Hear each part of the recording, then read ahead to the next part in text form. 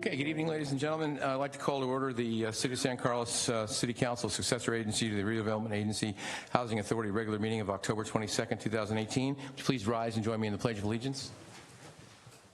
I pledge allegiance to the flag of the United States of America and to the republic for which it stands, one nation, under God, indivisible, with liberty and justice for all. Okay, thank you. Any changes to the order of the agenda? Mr. Malpe? None from staff this evening, Mr. Mayor. Okay, anybody else on the dais? All right, report from closed session, Mr. Rubens? There's no report tonight from closed session. All right. Next item is public comment. This is for folks wishing to comment on something that is not on the posted agenda. I have no cards, but that doesn't mean that people couldn't comment if there's something they want to speak about that's not on the posted agenda. All right, move along. Next item is consent calendar. These items are usually voted on in one motion. Gentlemen? Mr. Mayor, I move approval of City Council consent items A and B. Second. All right, moved and seconded. Any discussion? Hearing none, roll call, please. Councilmember Collins? Yes. Councilmember Grocott? Yes. Councilmember Johnson? Yes. Councilmember Obert? Yes. And Mayor Grisilli? Yes. Okay, 7A, unfinished business. Consideration of adopting ordinance 1534, amending Municipal Code Chapter 2.08.020 regarding City Council compensation, and ordinance 1535, amending Municipal Code Chapter 2.10 regarding City Treasurer and deleting Deputy City Treasurer compensation, and adopting a resolution approving the updated elected officials' salary and benefit resolution to reflect the ordinance changes and approving additional budget appropriation of $10,800 in fiscal year 2018-19 and $21,900 in fiscal 2019-20. Mr. Malpe? Yeah, Mr. Mayor, the attached staff report outlines the changes in direction that we got from City Council at the last meeting, which are reflected in the proposed documents. So we don't have an additional report on this item tonight, but would be happy to bring up our Administrative Services Director, Rebecca Mendenhall, if you have any additional questions. All right. Are there any questions of staff on this item? All right, hearing none. This isn't a public hearing, but is there anyone wishing to speak on this item? All right, well then, gentlemen. Mr. Rubens, you want to take these as separate votes? Yeah, there's two ordinances and a resolution, so these should all be separate, please. Okay, I'll move to adopt ordinance 1534, an ordinance of the City Council of the City of San Carlos amending Municipal Code Chapter 2.08.020 regarding City Council compensation. Second. All right, it's been moved and seconded. Any discussion? Hearing none, roll call, please. Councilmember Grocott? Yes. Councilmember Johnson? Yes. Councilmember Obert? No. Councilmember Collins? Yes. And Mayor Grisilli? No. All right, passes 3-2. Next. And I will move to adopt ordinance 1535 of the City Council of the City of San Carlos amending Municipal Code Chapter 2.10 regarding City Treasurer and deleting Deputy City Treasurer compensation. Second. Moved and seconded. Any discussion? Hearing none, roll call, please. Councilmember Johnson? Yes. Councilmember Obert? No. Councilmember Collins? Yes. Councilmember Grocott? Yes. And Mayor Grisilli? No. All right, also passes 3-2. Next. Finally, I move to adopt Resolution 2018-102, 102. a resolution of the City Council of the City of San Carlos approving an updated elected officials salary and benefit resolution. Second. All right, moved and seconded. Any discussion? All right, hearing none, roll call, please. Councilmember Obert? No. Councilmember Collins? Yes. Councilmember Grocott? Yes. Councilmember Johnson? Yes. And Mayor Grisilli? No. All right. Again, approved 3-2. All right, that takes care of 7. We move on to 8, public hearing. 8A, consideration of adopting an ordinance extending the term of urgency, ordinance 1526, pursuant to Government Code Section 658A, to extend the moratorium on retail establishments selling ammunition or firearms in the City of San Carlos for an additional 6 months. Is there a staff report? Mr. Rubens? Yes, Mr. Mayor and members of the City Council. This should be a familiar item to the council. We passed, you've heard the initial moratorium about a year ago, and then you extended it once for 10 months and 15 days. That will expire that will expire on November 12th of this year unless it's extended. So what's before you is a recommendation to extend the ordinance, the urgency ordinance with a moratorium on retail establishments selling firearms and ammunition in the city for an additional 6 months. That will give us time to complete the public review process. And as you can see in the staff report, the first meeting where we will be discussing the more permanent laws relating to firearm and ammunition sales and health and safety issues will start on November 5th at the Planning Commission with a study session.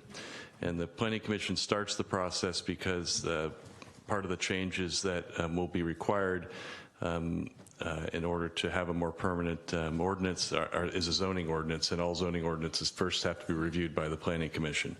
So with that, what you have is a detailed ordinance extending the moratorium. It has all the findings that have been made previously, and those conditions that we've identified earlier still exist. There is a need for a continuing moratorium so we can complete the process and develop a permanent ordinance.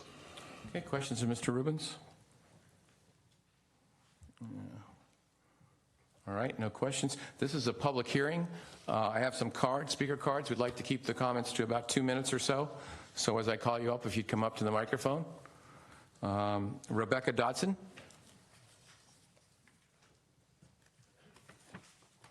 Welcome. Hi, Rebecca Dodson, San Carlos resident and mother of 2. Just here to voice my strong support for extending the moratorium. Thanks. Okay, thank you. Kathy Beard.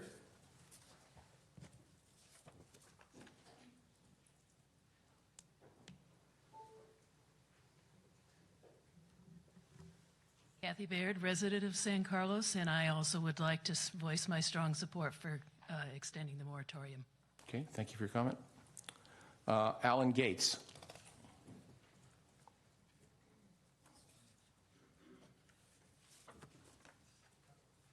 Welcome. Thank you again. I'm Alan Gates. I also came tonight to speak in favor of continuing this moratorium. I also just wanted to take a brief moment as a part of this continuing conversation to thank all of the council members that have been willing to talk to us as members of this wonderful city, regardless of what our opinion has been on this issue, and I hope you'll continue to do so. As a part of the community engagement process, there have been a lot of different ways to communicate with us. One of those ways is a poll that has been put on the city website. Just want to take this time to mention that I hope you'll continue to engage with us as city members. A simple search of the internet on San Carlos gun poll will show that poll was distributed widely to places as far as Maryland. The Maryland Shooters Association posted that poll on their website and encouraged members to respond. Again, I just want to add to this conversation tonight to encourage this council and the future councils just to continue to be in conversation with us, whatever our opinions may be. I hope this will be a town issue and that our resolution will be a town resolution. Thank you. Okay, thank you.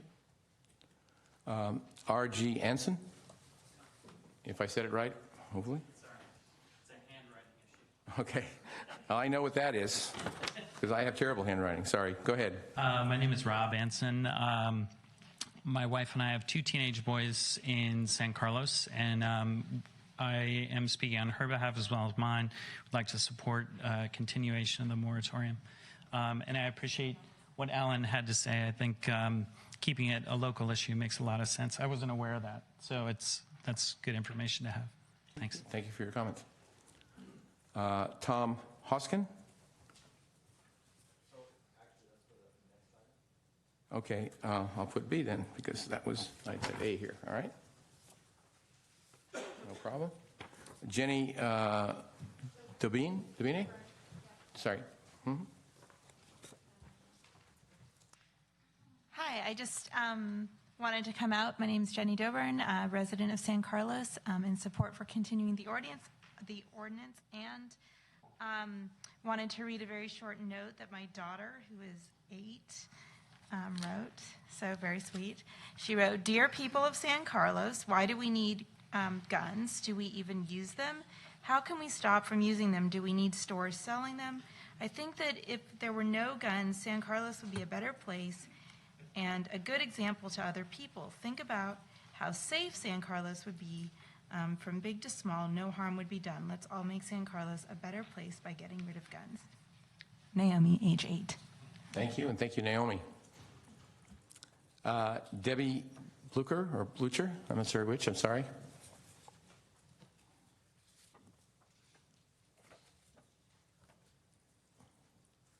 Hello, my name's Debbie Blucher, so you got it right. I'm also a resident of San Carlos, and I'd also want to voice my support for continuing the memorandum on the gun store. Thank you. Okay, thank you. Ron Piovison?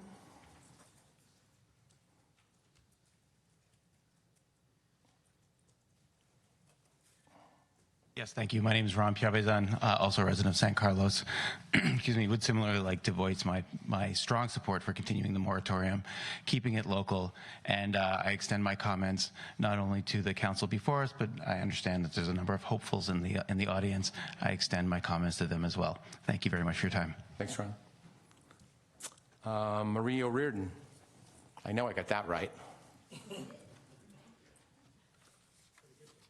Yeah, pretty good for the time, yeah. Hi, my name's Maria Reardon. I'm a resident here in San Carlos. And before I voice my own opinions on this, I have two quick questions for the council. About 6 months ago, there were some public meetings held over at Carlmont High School. There was a study being consulted by a consultant and are being conducted by a consultant. And I have looked for the feedback on that. Perhaps it's something that I've missed, but perhaps this is something that the council can share with everyone tonight in terms of where we are with that study, who did it, what was the cost, how the results were shared with the public, and if the findings from this are impacting your votes tonight. Is there information that you gained from that? My second question is if you could provide a status on the legal action and penalties around Turner and Turner not being happy with not being able to proceed ahead in San Carlos. On my own input, I know a lot has been said on all of this, and I've been assured that this has been recorded in the past, but we continue to all see mass shootings sadly on a regular basis in this country. We can't stop it on a national level, but we can certainly do something on a local level. And I'm really imploring the leadership of our city to go forward with continuing this gun retail moratorium. I see this as a dire public health issue, and I'm requesting you to treat it like that. Thank you. Thank you. Mr. Malpe, I'm not familiar with what she said about the meeting 6 or 8 months ago with the consultant. Do we have any input on that? Well, it's all part of the same public process, so all that feedback from the 2 open houses that were conducted, as well as the other public meetings that have happened, as well as the upcoming Planning Commission meetings, which will take place, will all form one public record, which will then be presented to the City Council in the first part of next year as part of their deliberations on whether or not they would like to make permanent changes to our local ordinances as the process moves forward. I'm not at liberty to speak to any of the legal aspects, but I can ask our city attorney to. Relative to Turner, I don't think there's anything that's going on yet with Turner, as I understand it. No, Turner filed a claim against the city, and there's been no further action. That's what I figured. Okay. All right. Norma Blatt. I think I got that one right, too. Two. Welcome. Thank you. Yes, my name is Norma Blatt, and I've been a resident of San Carlos now for 16 years. My daughter attends Carlmont High School, and yes, it is a dire situation that we have nationally with mass shootings. And if we can contain it and be more responsible, letting who can come in and do business in our town, we could send a message to the rest of the peninsula. So I do agree that we should talk more about it and have the memorandum for the next 6 months so we can have much more of a discussion. Thank you so much. Thank you for your comments. Natasha Melly.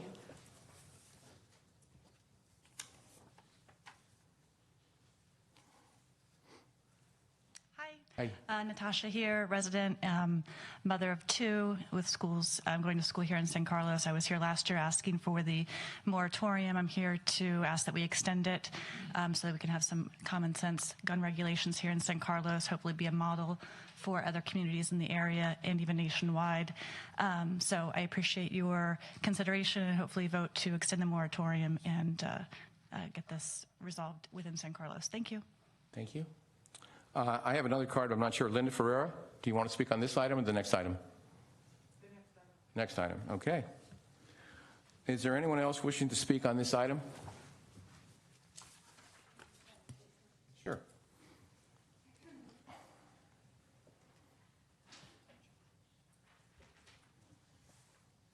Hi. Hello. My name is Julia Arajam. I've lived in San Carlos since 1972. I married my husband in 1990, and we have three gorgeous boys, the youngest of whom is now a freshman at Sequoia High School. My husband spent 36 years as a probation officer for the County of San Mateo. His last position was Director of Development for the County of San Mateo Probation Department. What he always said, and of course he had way too much firsthand experience, both in the adult division and the juvenile division, with people who tried to solve their disappointments and their personal issues with the use of a firearm. There were many moves over the years for probation officers to carry firearms. My husband fought it with everything he could because he felt the problem with firearms, if you have one, your intention is to use it. So if you're using it strictly for sport purposes, I have boys who have been through the Boy Scout program, and they're trained to use firearms properly, and it's sport purpose. Unfortunately, you need to be really careful about controlling it. And so I think a moratorium is in order to develop a really good plan and examine the issues more carefully, because we don't need a tragedy here. Thank you. Okay, thank you for your comments. Is there anyone else wishing to speak on this item? All right, seeing none, I'll entertain a motion to close the public hearing. Mr. Mayor, I move that we close the public hearing. Is there a second? All right, Second. moved and seconded. Any discussion? Roll call, please. Councilmember Grocott? Yes. Councilmember Obert? Yes. Councilmember Johnson? Yes. Councilmember Collins? Yes. And Mayor Grisilli? Yes. All right, gentlemen. Mr. Mayor, I move to adopt ordinance number 1536.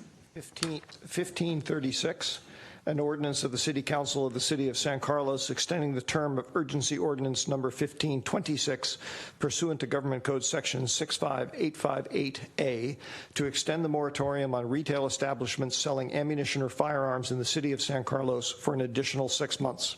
A second. All right, it's been moved and seconded. Any further discussion? Hearing none, roll call, please.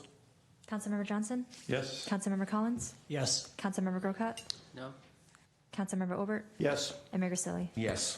All right, that is done for 6 more months. 8A. We now move on to 8B. Consideration of introducing an ordinance adopting amendments to the San Carlos zoning ordinance, Title 18 of the Municipal Code, consisting of modifications to chapters 18.033, Rules of Measurement, 18.04, Residential Districts, 18.12, Hillside Overlay District, 18.20, Parking and Loading, 18.29, Design Review, and 18.41, Terms and Definitions to reduce house size in the RS-6 Single Family Zoning District. This was continued from October 8th, 2018 at our City Council meeting. Mr. Sauvé? Good evening, Honorable Mayor, members of the City Council. So for tonight's presentation, what I'd like to do is start with a staff presentation. I'll recap what happened at the last meeting, and I'll respond to the questions that the council asked at the last meeting. One of the things that the council was interested in is hearing from a local realtor. So we've asked Chuck Galuli, a local realtor, to talk about single-family real estate trends in San Carlos. The City Council Subcommittee of Collins and Olbert would also like to present some of their findings and considerations. Then we would move on to council questions, public comment, and then council discussion.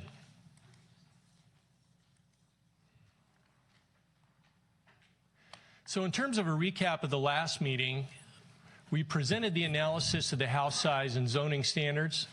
We talked about the SHAC recommendation, presented the Planning Commission recommendation, and we also heard from the Single Family House Advisory Committee and the Planning Commission. We responded to questions from the City Council, and we received a presentation from Good Growth San Carlos. Also, the Council heard public comments. At the last meeting, the City Council continued the item and asked staff to return with some responses to questions. That's where we are this evening. So in terms of the council questions from the last meeting, one of the questions was, will floor area ratio impact accessory dwelling units? How many spec homes versus new builds in the last few years? Will the ordinance affect a current 5-foot rear yard setback provision in our code? Review of some lot sizes in peer cities, before and after square footages of house remodels, solar study ordinance from Fremont, take a look at that, and local single-family real estate overview. Of course, as I mentioned, by Mr. Galuli, and we have Lisa Porras and Lisa Costa-Sanders here, our principal planners, to assist in answering questions if necessary. So I'll start with the questions. First question was, will FAR impact accessory dwelling units? And as it stands, yes, it would, because adding floor area on top of the current regulations could present a new constraint. The intent of the FAR in the single-family residential zone would be to control the bulk and mass, so it would control all the residential structures on the property. However, we will be bringing an accessory dwelling unit ordinance to the City Council, most likely in the first quarter of next year, and at that time, the City Council could consider exempting ADUs or second units. And second units are granny units or in-law units. We call them a lot of different things, but I think folks generally know what those are. Now, in terms of spec homes versus new builds, the question was, of the houses that raised concerns, how many were spec homes versus new builds? And over the last year or so, we received comments on 7 homes, and out of the 7 homes that we received comments on, and those were included in your packet last time, one of them was a spec home, and you see the details on that particular spec home there. A couple of other data points there. Since 2011, we've had 91 homes that were approved by the Residential Design Review Committee, and about 37 or 41% of those were spec homes.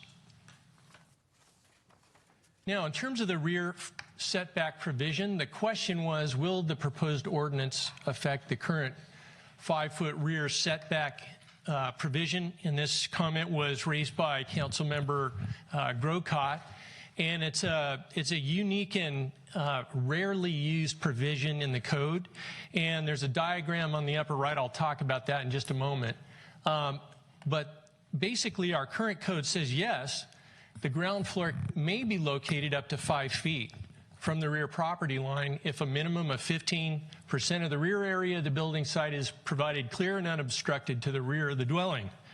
This is very zoning-esque. And but essentially, if you look at this diagram that we put together, what it shows, so this is the rear of the yard, and if you subtract the 65%,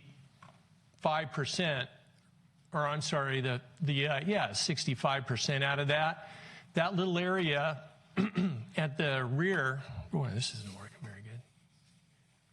Anyway, the hatched area at the rear, there we go. That's your 15-foot setback. So this area of the house can extend to within 5 feet of the rear property line. And essentially, I mean, it does give you a little flexibility on the ground floor.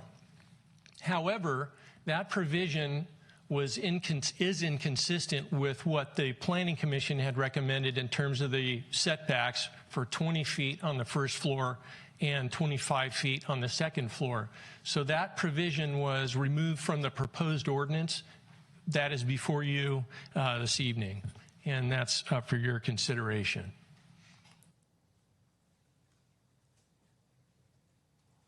In terms of a comparison, San Carlos single-family lot sizes to other cities, we took a few local cities, Belmont, Menlo Park, and San Mateo, and as you can see, and a couple of things, San Mateo is a much larger city. It's in excess of 100,000 people now. So we used it because we've been using it all along.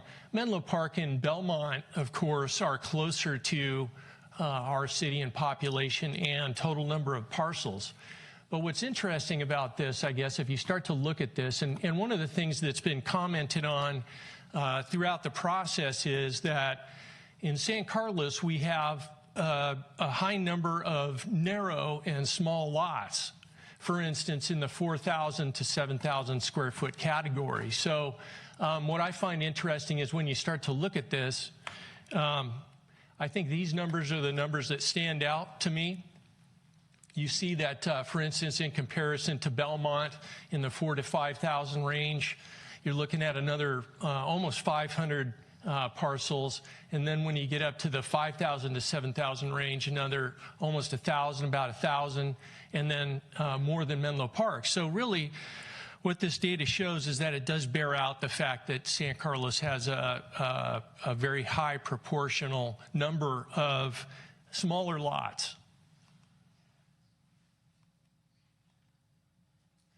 So before and after, there were some questions about before and after in terms of square footage. And so we look back to 2011, which is when the zoning was changed for single-family residential. And on the left side, you see overall before average square feet. I'm going to go down to the bottom of the table there, 2477, after 3678, for an average increase of about 1,200 square feet. And if you look at the chart, what's kind of interesting to me when I look at this is if you look back in 2011, that was right, I guess, at the end of the recession that we were having, and you can see that average increase was under 1,000 square feet. And then it kind of rose up in the last year or two and then back down to nearly about 1,000 feet on average. And what's interesting to me is, or what I think some of the market forces are telling us, is that construction costs are rising rapidly, and that could possibly be a reason for that reduction, among other things, rising interest rates and other things like that. And in terms of new homes, back to 2011, again, overall, before 1,932 square feet, averaging about 3,900 square feet in all those years, for an average increase of nearly 2,000 square feet. I'm confused. I'm sorry. I'm missing something. Could you go back to that for a second? What do you mean before? I guess I'm confused. What is before what? The original house, so that's what it means. So before means the house that was there before it got scraped and a new house built in its place. Okay. Now I get it. Okay. Thank you. And that was for the last slide, too. That's what we meant, is before and after. Okay. Yeah. Before the house was scraped. Okay. Yeah. Thank you. This is solar issues were brought up throughout the dialogue with the community, and people were concerned about sun angle and possible impacts on solar panels on homes. So Councilmember Grocott said that he was working in Fremont and noticed that they had this solar ordinance, this new ordinance that was difficult to use. So we took a look at it and we talked to Fremont about it, and it is indeed very new. And basically what it says is that new development must observe a setback equal to or greater than 2 times the difference in height between the proposed structure and adjacent structure located along the northerly property line. And so basically this diagram says that, let's say this is a 10-foot single-family house, right? So your distance would need to be 20 feet, 2 times that distance. So that's what they're showing here. So 2 times that distance in setback. So For instance, in San Carlos, let's say you took this and you wanted to implement this same kind of thinking, the same diagram in San Carlos.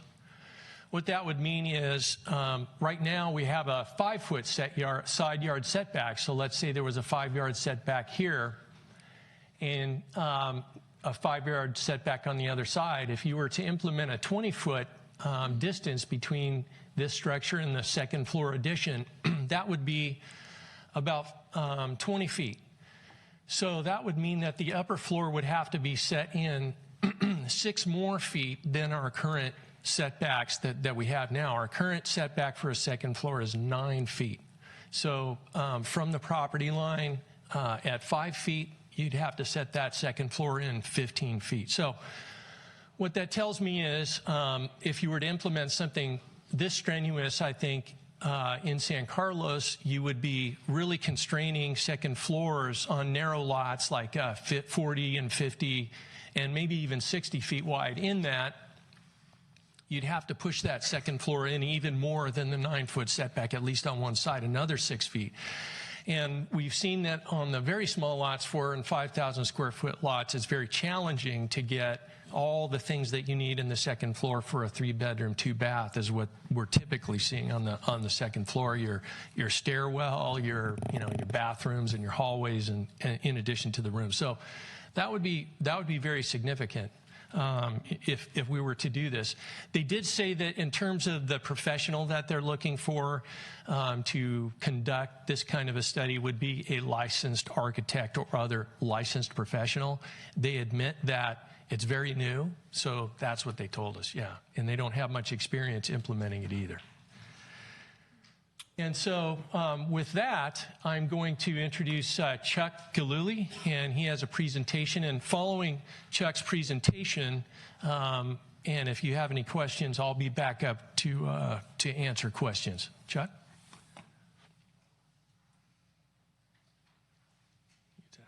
That's the left arrow. Yeah, right there. That's advanced. Yeah, right. Thanks.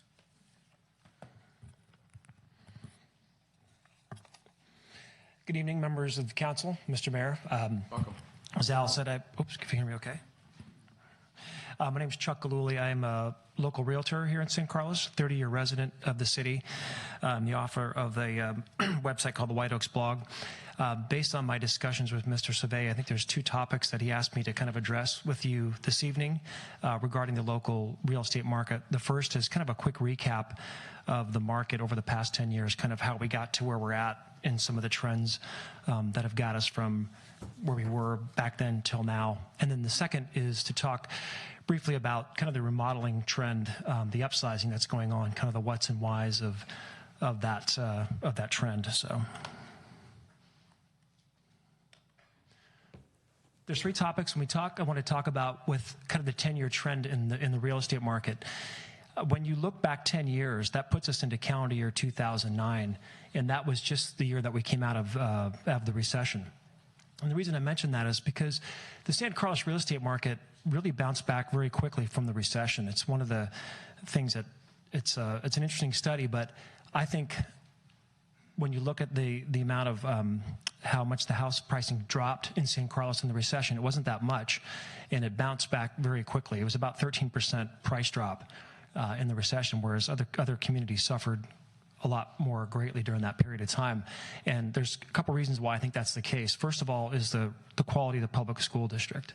And that's not a plug for SCEF or anything else. It's just a fact of the matter that when you look up and down the peninsula at different cities that responded very well during the recession, there's almost a 1-to-1 correlation in those cities that had very strong school districts. You look at Burlingame, Belmont, San Carlos, Palo Alto, they all bounced back very quickly. So we started this trend really from a strong standpoint.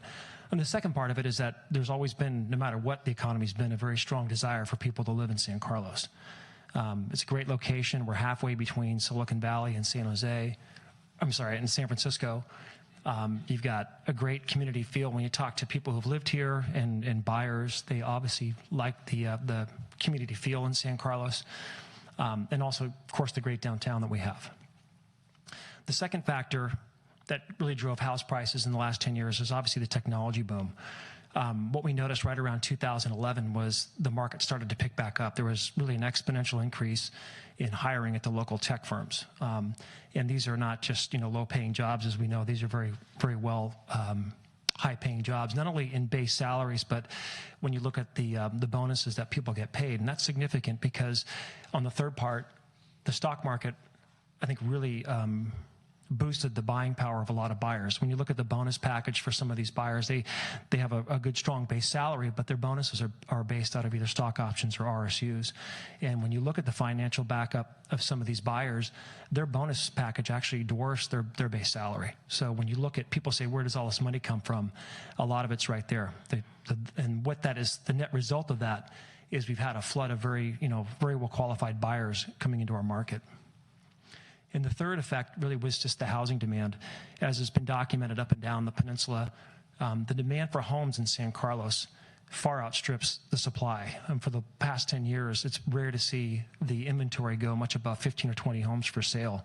And the result of that is you see a lot of multiple offers, a lot of aggressive overbidding. It's almost become a mundane point anymore to hear of a house that gets 10 offers and sells for $300,000 or $500,000 over the asking price. So the net result of that is that we've seen record home prices. So this is a slide that will warm the heart of anybody who owns a home in San Carlos, and will probably chill you to the spine if you're anybody trying to buy into the market right now. But this is a chart of average home prices. These are single-family homes for the sake of this discussion. It's not townhouses or condos.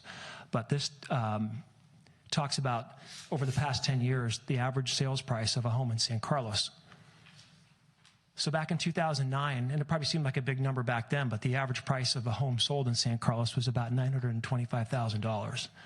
And if you look at the growth we've had over the last decade, in some years towards 2013 to 2015, we saw literally double-digit growth year over year. And this year to date, in 2018, the average price of a home in San Carlos is now, of ones that have sold, is over $2.1 million.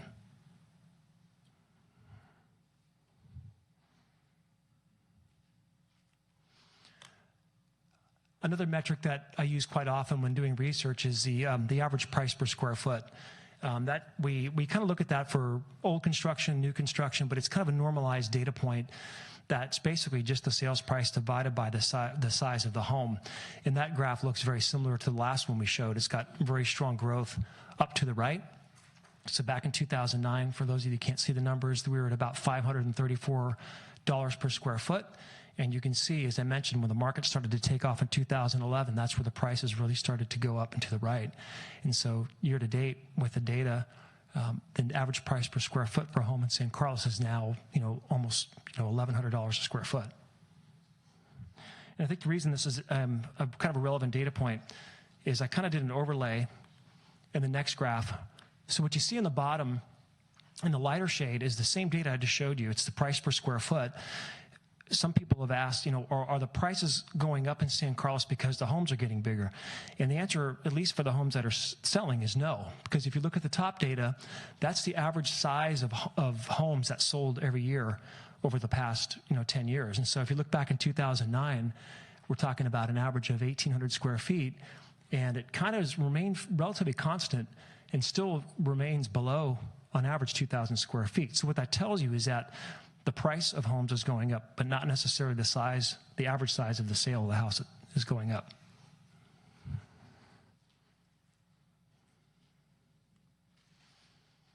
So on the second topic, I want to talk about kind of the remodeling boom, kind of what's happening, why it's happening, and where it's going. First of all, when you think of what's driving the boom in renovations and building, is a big part of it, especially in the flats of San Carlos, is that we have a very old housing stock. In the flats, a lot of the homes that were built in the flats of San Carlos were built in the late 30s and early 40s.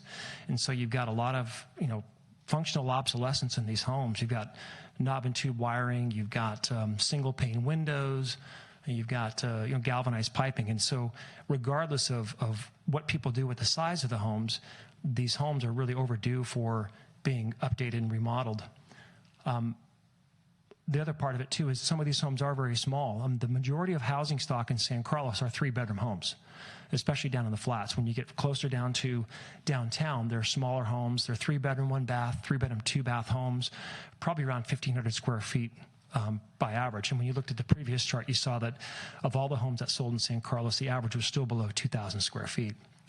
So, and also buyers at this point, they can afford, they want to be able to build bigger homes. So those are kind of the 3 factors that are driving kind of the boom in the building trends. So when you look at one question that was posed is why do people remodel versus just moving up, to a larger house? And there's several reasons why people tend to stay put. One of it is just when we talked about the lack of inventory. There, for the last 10 years, there's been just a lack of move-up properties. The ability for somebody to go, there's not a plethora of large homes where somebody can just say, okay, we're going to move from this small house to the bigger one. In situations where there are, it's very difficult for buyers in this market who have to sell their existing home to buy a bigger home, right? Because if there are some people that are, I guess, fortunate enough to be able to carry 2 mortgages for a period of a couple of years, but for the rest of us, when you look the thought of actually selling your home without having bought a replacement home is kind of a daunting and risky process. And so if you try to purchase a home that's conditional upon you selling your existing home, it doesn't work that well in this market because, as I talked about a second ago, for the longest time, we've had multiple offers, very competitive bidding. So people tend just to stay put because they're kind of stuck where they're at. They can't afford to buy up. The other issue, too, is we talked about is with property tax concerns. When you step up and you look at the property tax on a $2 million home, that's over $20,000 a year. And a lot of people who've owned their homes in San Carlos are protected by Prop 13 so that their property tax is already starting low.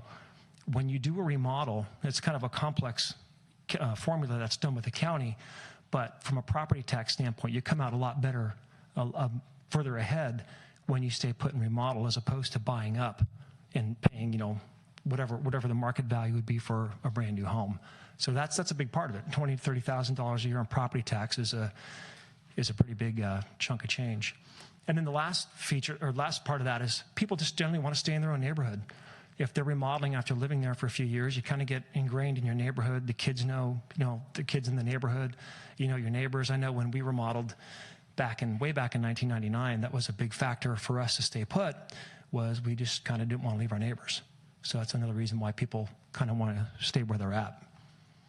And then the last kind of thing that we talked about that Al asked me to address is in remodeling trends and what are people doing with the new homes that they're designing, what kind of features are going in. Generally, what people are looking for is obviously more bedrooms. As I mentioned before, most of the houses that are being bought and sold are 3-bedroom homes, so people want 4 and 5-bedroom homes because they have larger families and they want larger square footage. When you look at some of the features that are going into the homes, kitchens are probably where people are spending a lot of, if not most of the money in the remodel. And what's happening with kitchens is they're creating these great room kind of designs where the family room and the kitchen are like an open plan together. And the reason for that is I think the kitchen's kind of become the social gathering place for families, whether it's just people getting together, having dinner, or if you're entertaining, the kitchen becomes kind of the nucleus of the family. And I think that's where people are spending a lot of the money and a lot of effort in creating a really good open design. If you look at also the older homes in San Carlos, when they were designed back in the 40s and 50s, they were very boxy. We had a lot of galley kitchens, there was not really much flow or any thought given to flow in the floor plans. And I think people now are looking for much more of an open kind of feeling, not only in the kitchen area, but in the downstairs. They want to feel like a very open, flowing floor plan. Another very desirable thing that people are looking for is they want flat yards. They want, even if it's not a huge yard, they want to have good outdoor living space. It's a place for the kids to play, maybe build a nice big outdoor barbecue or a pool. And then finally, as we just touched on a second ago, is ADUs. People want to be able to, and they can afford to, build an in-law unit or an auxiliary dwelling unit to have in-laws come in town or possibly their parents come stay with them. So that's part of what we're seeing a lot in remodeling trends. So that was it, unless you guys have any questions. We may have some questions, but thank you for your report. Definitely comprehensive, definitely comprehensive. So the next thing that I think Al mentioned is that we would have a report of the subcommittee, which is Mr. Collins and Mr. Olbert. Mr. Mayor, in light of the fact that our proposal really, our subcommittee report really involves a proposal and a motion, I think it's probably more appropriate that we wait and have public comment and other questions. Okay. Then questions, Mr. Olbert, of either Mr. Savay, Mr. Galuli, or whomever. Gee, I was going to ask you. You can ask me too, then. I might not have the answer, though, unfortunately. Thank you, Bob. Just a few questions. Al, with the spec homes and versus new build analysis, which you showed, which was interesting. Actually, it was all interesting. Did you notice any kind of relationship between, I'll call it lot coverage, sort of how big the house is, versus whether it was a spec home or built by owner occupant, or was it just sort of all over the map? Only for the new builds? Yeah. No, I wouldn't say that. I would say that, well, I mean, we did see that chart from 2011, and generally house sizes in the last few years have gotten a little larger. So I think that's one takeaway from that. And but you didn't see that they were necessarily larger because they were being built by spec builders? No. Okay. I wouldn't say that. The chart you had on comparing San Carlos single-family lot size distribution to other cities, I just want to mention in passing for future reference, it would be really, for me, a lot more helpful if that was done on kind of a percentage of total basis. Comparing the numbers, it makes it hard to compare a small city versus a big city. I think from yours and my outside meeting discussions, the general comments you made still hold, though, right? That San Carlos has a higher proportion of smaller homes. That's what we're seeing. Smaller lots. Yes. Okay. And on the City of Fremont solar study example, without going into sort of all the background of this question, I am really curious about, do you know whether or not that has been in place long enough to have been challenged by anybody? Because it actually, even to a non-lawyer like me, it seems like that could be easily challenged. No, they were saying that it's so new. They're having, they don't have much data to back up how it's going to operate at all. Do you know roughly what, did they adopt it like this year or something? Or I can tell you because I was the guinea pig. Right. December 6th. December 6th of last year? Yeah. Wow. It'll be this year, be yours. Sorry. Yes, right. I think that's all I had. Thank you, Bob. Come back to you. Mr. Collins. Thank you, Mr. Mayor. Al, when you talked to Fremont, did they give you an idea what the average size of their lots are? I mean, when I think of Fremont, I think of the southern East Bay, I think of relatively newer communities. Is that a fair assumption to make? Yeah, I mean, some of it's hilly, and we were talking about that before the meeting, and we assume from the standards that they put together that they're larger lots generally, because again, like I said, on a narrow lot, the second floor just really wouldn't work on a 40 or 50 foot wide lot. It just wouldn't work for single family. Might work better for commercial buildings and things like that on bigger, wider lots, but yeah. Just so seems we don't know exactly, but that's our inference from what we know. Right. I mean, the way this works for San Carlos, maybe one of the reasons they did it was because they do have larger lots, larger setbacks and that sort of thing. Yes. So it works for them. Yeah. Okay. All right. Thank you. Second question is for Mr. Galuli. Can you come back up so that they can see you on TV? I just really only have one question for you. So when people are shopping for a home, does the topic come up of what they can do with a house? Or do they ask you about, how much can I add on or rebuild in terms of the lot size? Is that a topic of conversation? Absolutely. Yeah, it is. What sort of questions do they ask? Kind of like what you said, what can I do with the house? How big of a house can we build? And it becomes more of an issue when you're dealing with smaller lots closer to downtown. So that definitely is a topic of conversation. And people do, there's no set like mandatory disclosure that we have that says, hey, there's this discussion going on, but anybody in best practice, you have to be able to tell your buyers that, hey, there is an ordinance being discussed that they're proposing the reduction of home sizes in San Carlos. But it is definitely a topic of discussion.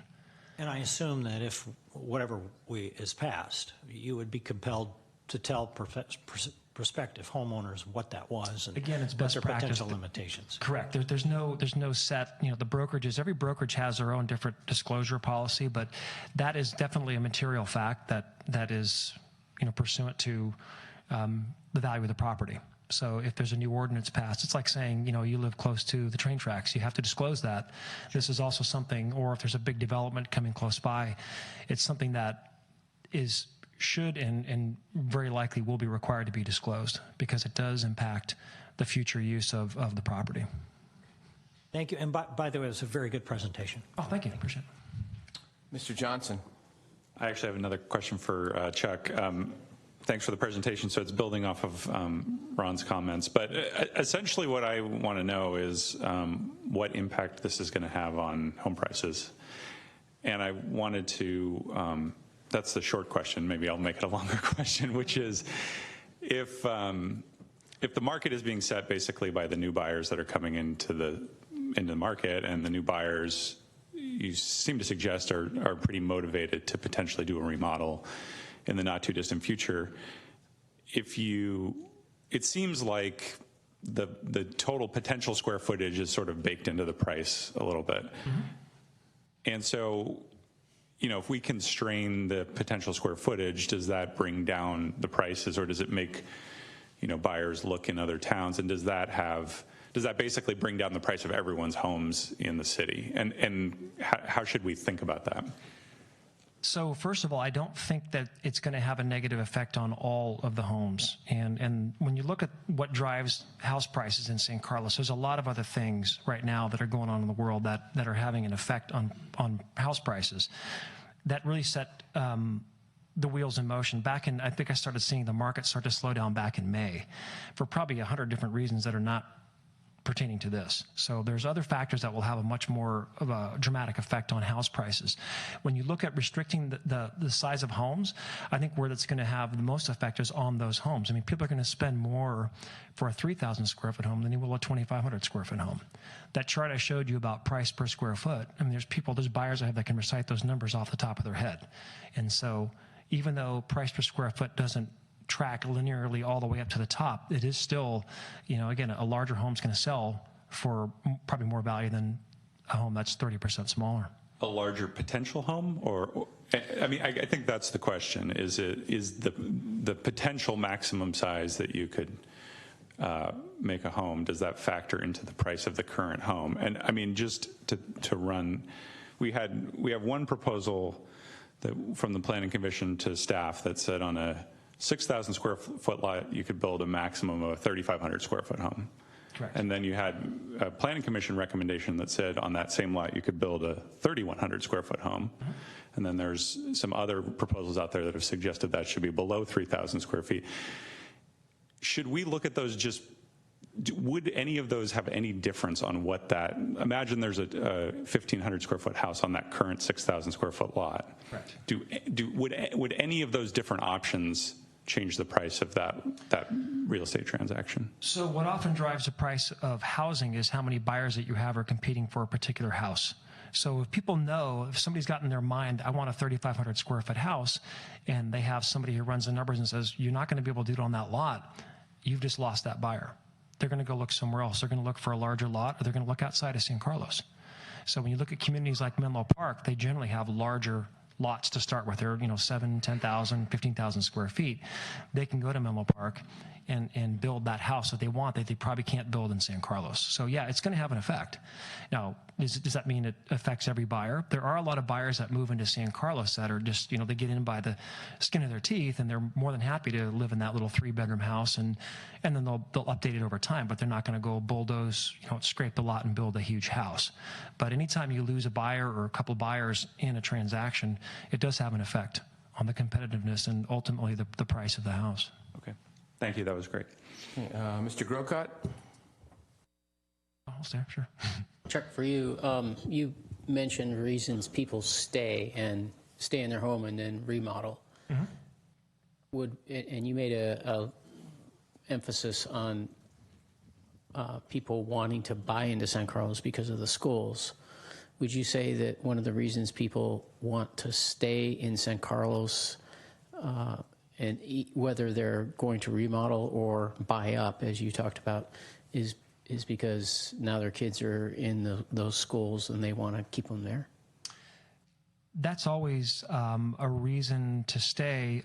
In the last administration, though, when Dr. Baker was running the show, there wasn't this whole, like, every school, when you jump from like elementary to middle to or 3 different steps we have, it was less of an issue. Like, you could move to a different part of San Carlos or even out of San Carlos and still stay in the school district. Mm-hmm. But yeah, once people are in, for example, if they live in White Oaks, they want to be able to keep their kid in White Oaks, through all the years that they're there. They don't necessarily want to move out of the neighborhood or out of the area. So it does become a desirability factor for staying in there. Like, once kids are grown or they're in high school or they go off to college, then I think that's much less of a factor.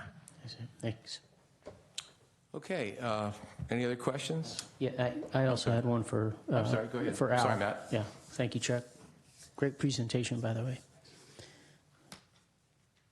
So I'm curious on the Fremont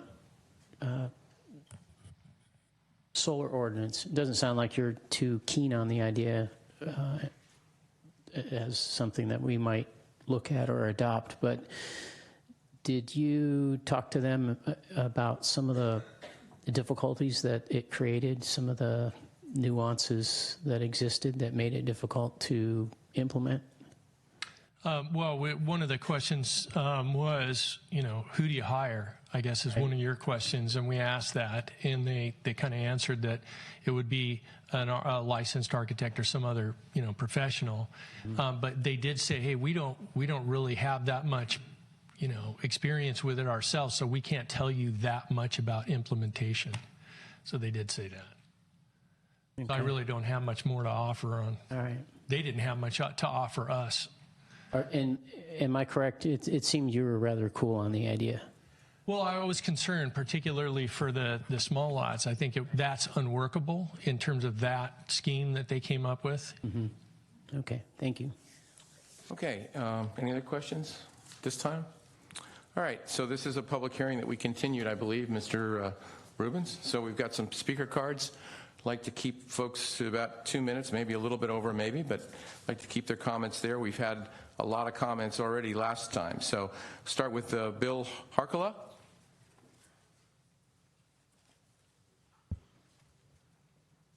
Good evening. I'm Bill Harcola, long-term San Carlos resident, and I had a lot to say, but after all this, I just kind of distill this down quickly. I have to completely disagree with Al in regards to solar studies. I myself have been hammered by a house next door to me. I've lost all my winter sun. I spent $300,000 because I live on a corner property, and my rear yard is exposed to the side yard of now house that added 1321 square foot, 4-bedroom, 3-bathroom house on a remodel on the second floor.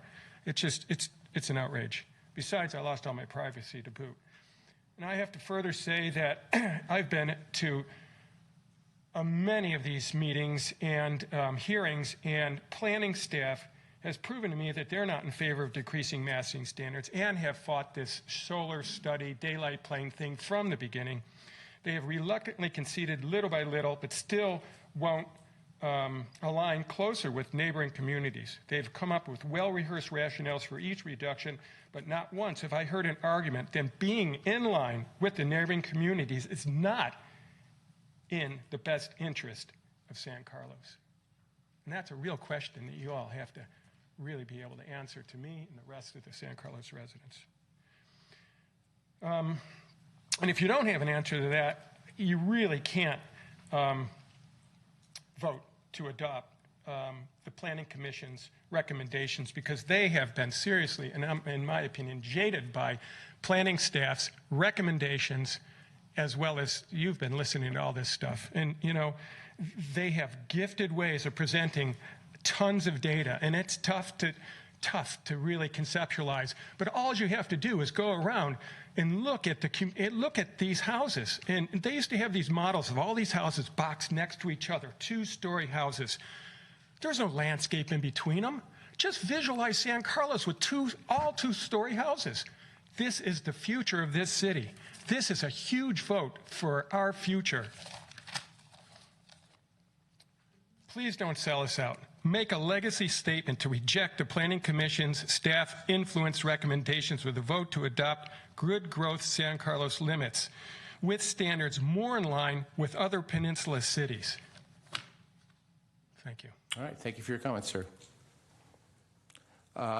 Susan Tatum.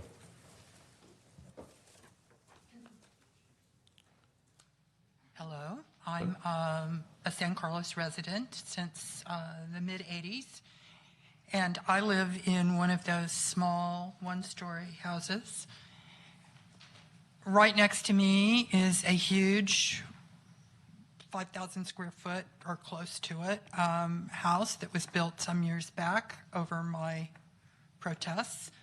2 doors down is a spec house that's being built that's also 2 stories and takes up as much of the lot as is available to be built upon under current standards.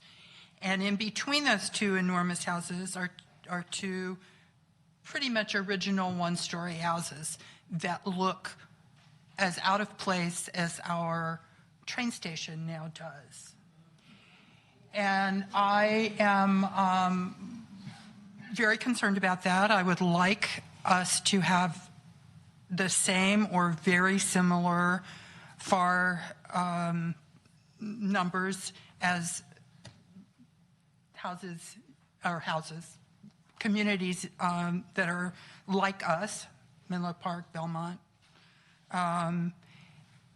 The last thing I saw showed that for a medium-sized lot in San Carlos, the FAR was about the same. But if you have a small lot or a very big lot, it was way up. And so I just don't understand that. I don't see why any of them have to be more than 50%. But that's my suggestion, and I like the smaller feel. I don't like houses that are maxing out the lots. They're not pretty, they're not architecturally attractive or significant, and they are infringing on the privacy and sunlight of everybody who already lives here. Thank you. Thank you for your comments. Sarah Timby.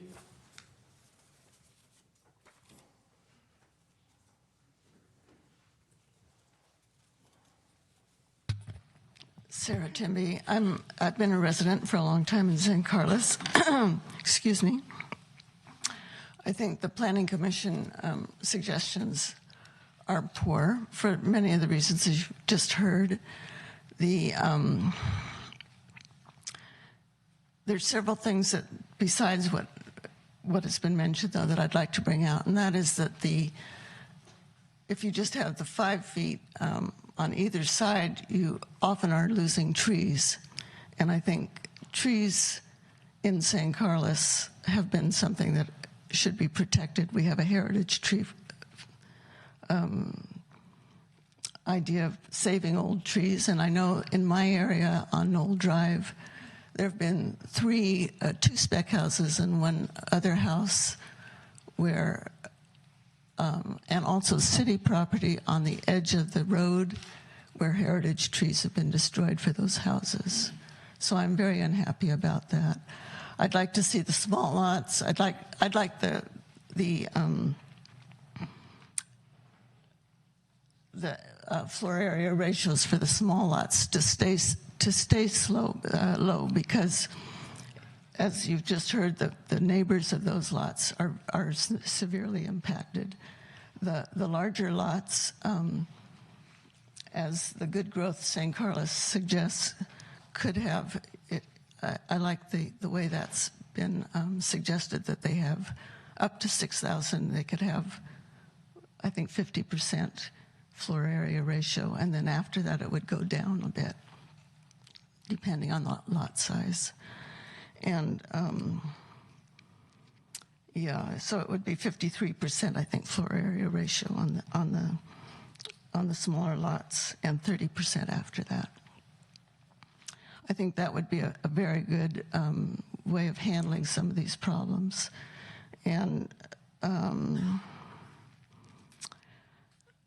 as a general statement in support of smaller home sizes, I know you want to protect property owners of their house and their ability to build, but I think it's just as important to protect the neighbors and the community and be part of it. Okay, thank you for your comments. Tom Hoskin.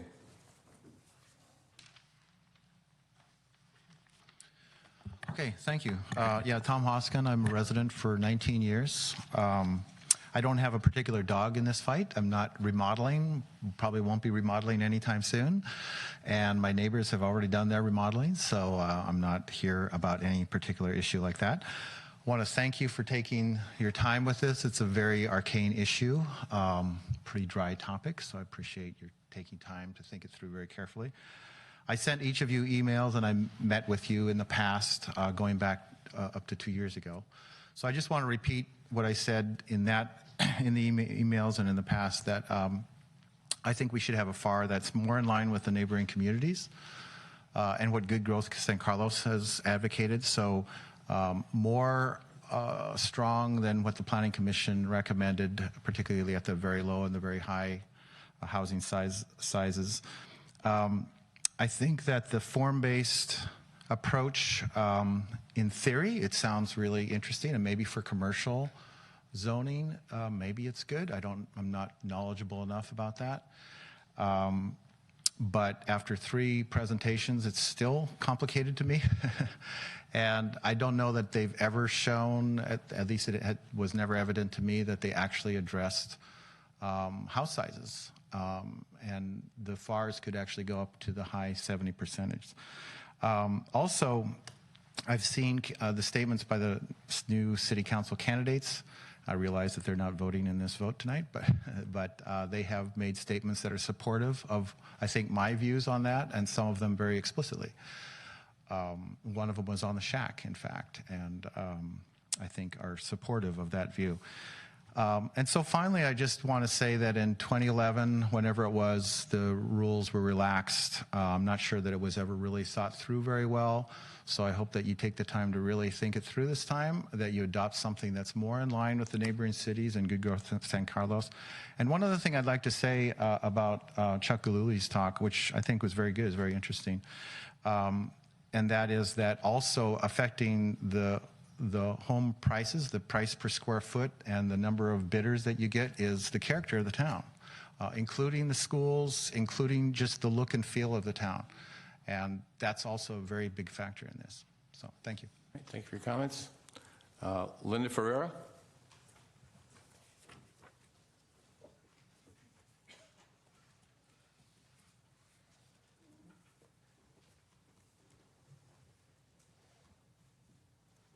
Hi, I'm Linda Ferreira. I've had 2 homes in San Carlos. So my current home I've been in for 22 years. I've lived the last 8 years in constant fear of what neighbors on either side of me are going to do with their homes. I don't have a dog in the show either, other than living in constant fear. Fortunately, so far nothing dramatic has happened. But I want to say that hundreds of people have been to these meetings over the last 2 years, including myself, and all of them have been not in favor of the Planning Commission's recommendations. And then one person showed up at the very last study session and said, oh, I have this small lot and I want to build a big house on it that won't fit any of this. And it completely turned the two of the three new commissioners in reverse and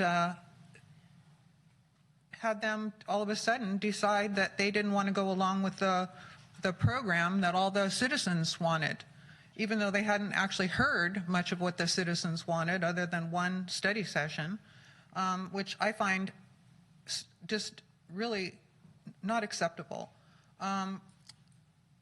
Despite the repeated and consistent input from a variety of city members and homeowners, including architects and other professional people that have tons of experience with this situation, the planning department keeps putting forth this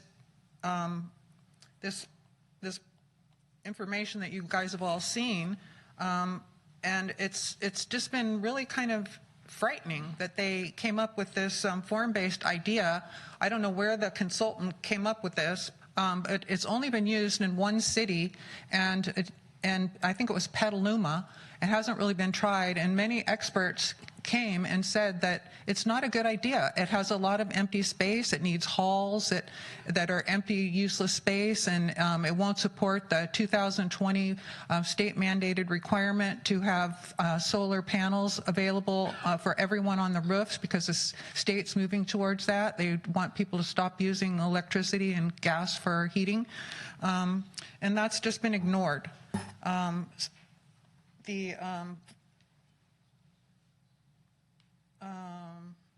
When I left the last planning commission study session at 10 o'clock, because I hadn't eaten yet and I was starving and I had to go home, they were, 3 of the 5 commissioners were in favor of 53% FAR and having a licensed architect on the shack, giving the shack authority to make decisions, and going along with the good growth recommendations. And when I got home and I read Good Growth Summary the next day, I was shocked, absolutely shocked, to find out that the Planning Commission would completely turned around and was now recommending going with the plan they presented to you. And as far as Mr. Johnson's question about house size affecting price, of course house sizing affects price. But what about the neighbor's house price? So you build this big McMansion that covers the entire lot, blocks the sun and the light from the neighbor's house, and so what happens to the neighbor's house price? It goes down. Could you wrap it up, please? And the survey about Al Savoy's thing about the light plan, you said you don't sound like you're in favor of it. He hasn't been in favor of it since day one. He has done everything he can possibly do to fight having to address the light plan. And if you don't have light and air and circulation around your house, would you want to live in your house? We had one man who came here and said his wife actually left him and moved someplace else because their house is so dank and dreary and depressing, she won't live there. And Ma'am, I'm sorry, we're already like 4 minutes over, so do you Okay. have any final thought? No, I just think that this is nowhere near ready to be voted on, and I think it really needs to have some more thought put into this because it is not what San Carlos needs. This is the city of good living, not of McMansions. Okay, thank you for your comments. Thank you. Sure, sure. Julia Orazem?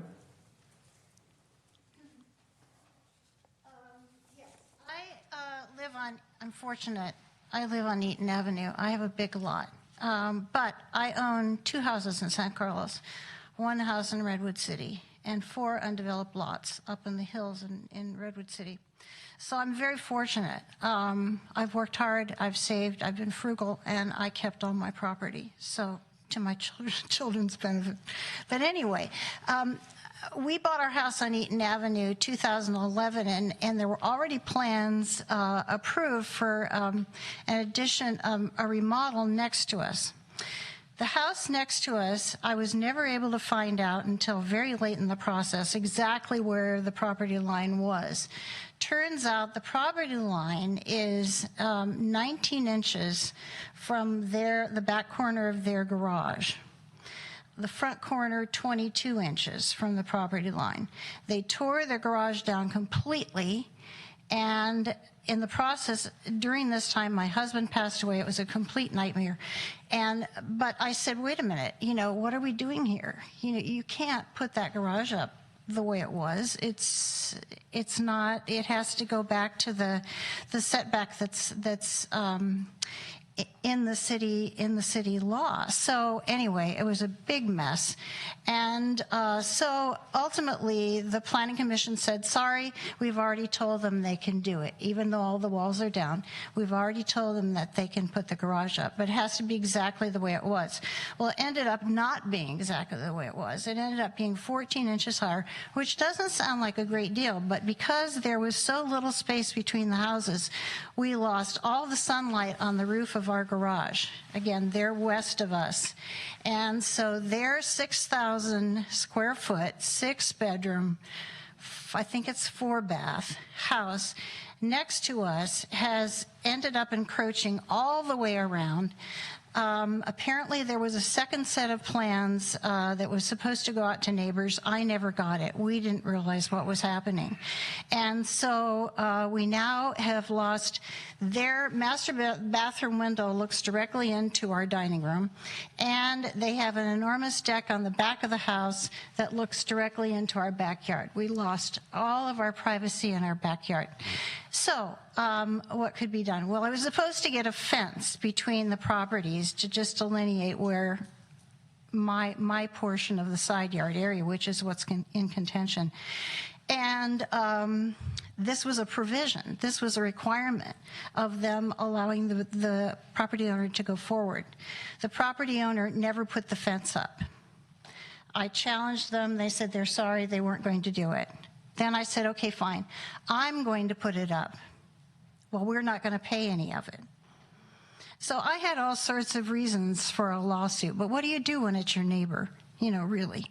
We needed the Planning Commission to protect us. We needed the City Council to protect us. And I talked to City Council members who said, I challenged it once, that cost me $1,800. Then I was going to challenge it again and bring it to the City Council. And I talked to one of the City Council members who said to me, Julia, you're not going to win, and you're going to be out another couple $1,000s. So there I was with 3 children and no husband, and I had to give up. So finally I said, okay, fine. The fence is going in, and here's what I'm going to do. I'm going to put it all on my property, and you have nothing more to say about it.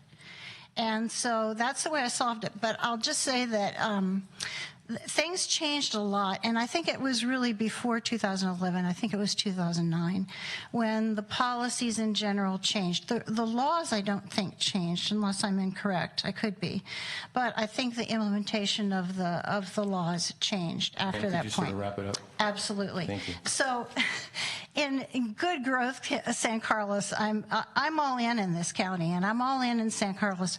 But we do have to be really careful with what we're doing, and we want the goodness to stay in our city. And I'm appalled by the train station situation. That's so sad.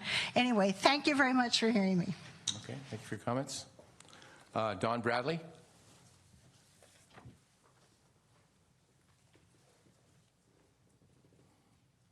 Good evening, Mr. Mayor, councilman, staff, fellow residents of San Carlos. I speak to you as an individual tonight, and my ideas are my own. I'm on the Planning Commission. It's my honor to be the chair this year, but these are my own thoughts. We've listened, spent 2 years now. We've listened to the SHAC, the consultants, the staff, the architects group, Good Growth, San Carlos, and the Planning Commission. Planning is complicated. It's controversial. It requires a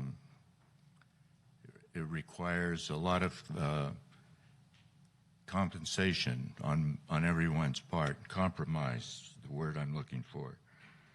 I believe that you can solve the problem of the McMansions and keep some people happy by simply approving the motions made, or something very similar to it, those made by the Planning Commission, by a 50% floor area ratio and a 50% lot coverage on a sliding scale, as we proposed, including 12 other conditions of our motion.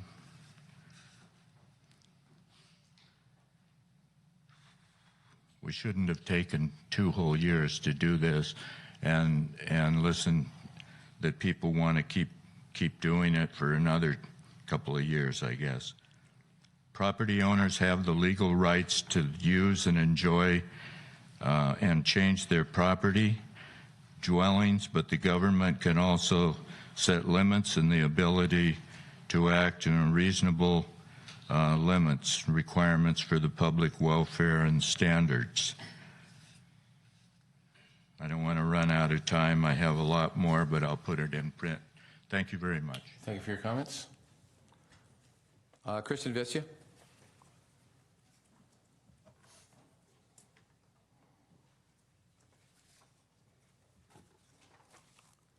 Good evening, council members. Thank you for the opportunity to speak once again. Let's see, I feel like at some point I've said maybe everything that I could say on this, but I did come up with, I tried to put a point on things. So we've all been working on this issue for 2 years now. Back in 2016, there was already, I think, strong consensus that homes were too big for their lots. We had a Shape San Carlos survey that indicated by 65 to 24% that people thought that was the case. I pulled down the data from the new survey that's being run today. Latest numbers are that 72% believe that homes are too big for the new homes are too big. 18.7% say no. So the ratio of people who feel that homes are oversized for their lots has gone from 2.4 to 1 up to nearly 4 to 1, 3.9 to 1. So I think people are holding those positions stronger now today than they were, I would suspect, because of what's new homes that have gone up in the city. Then is now residents raised issues with respect to house size that had to do with 2 overarching concerns, and that's the impact of home size. First, on the character and coherence of the city. What does it look like? What does it feel like when you walk down the street? How do we think about our city? Do we recognize it when it starts to become very oversized relative to lots? The other, and I think it's in some ways more important when you consider all the people that have stood up and talked about what it's meant to them when they've experienced an oversized home that's gone up immediately next door. They've spoken very personally and very passionately about loss of sunlight for yards, solar panels and people, decreased privacy, and loss of trees. So we've been at this, and I don't know if there's ever been an issue, perhaps you can let me know, ever been an issue where there's been as much study as this one. By my count, 4 city council meetings and counting, 6 planning commission meetings, 1 consultant contract and engagement for a year, a community workshop, postcards mailed to the entire city, 6 SHACS meetings, 4 meetings with local architects, 2 Shape San Carlos surveys, individual council member meetings with residents, hours of public comment, and untold number of letters. So the good news is that residents have engaged very thoroughly on this issue, and there's no question about there being inadequate public outreach. In fact, there were 4.5 hours of public comment at the 4 planning commission meetings alone. So at this point, I don't think it's possible to say that any resident who cares about this issue has not had ample opportunity to stand up and speak up about how they feel and what they want on this issue. And what we've heard is that residents time and again have expressed overwhelming support for reasonable house size limits across all lots in San Carlos.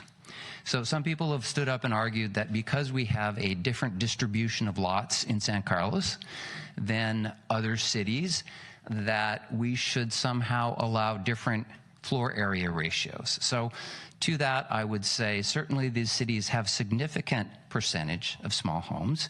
They have still come up with different standards. And if a 60% FAR is not acceptable for a 6,000 square foot house. Why is it acceptable, for a 6,000 square foot lot? Why is it acceptable for a 4,000 square foot lot?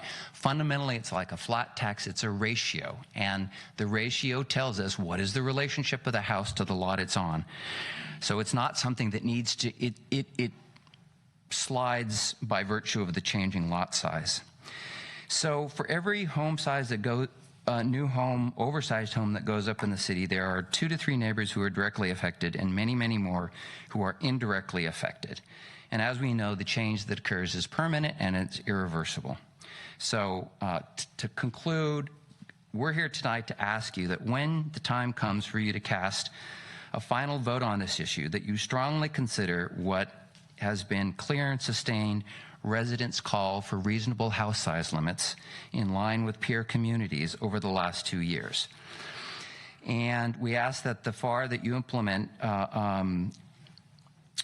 solves the problems for neighborhoods caused by oversized homes in relation to their lots across all lot sizes.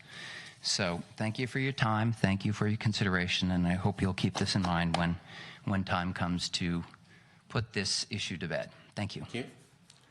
Vince Christ, I'm not sure if I have said that right.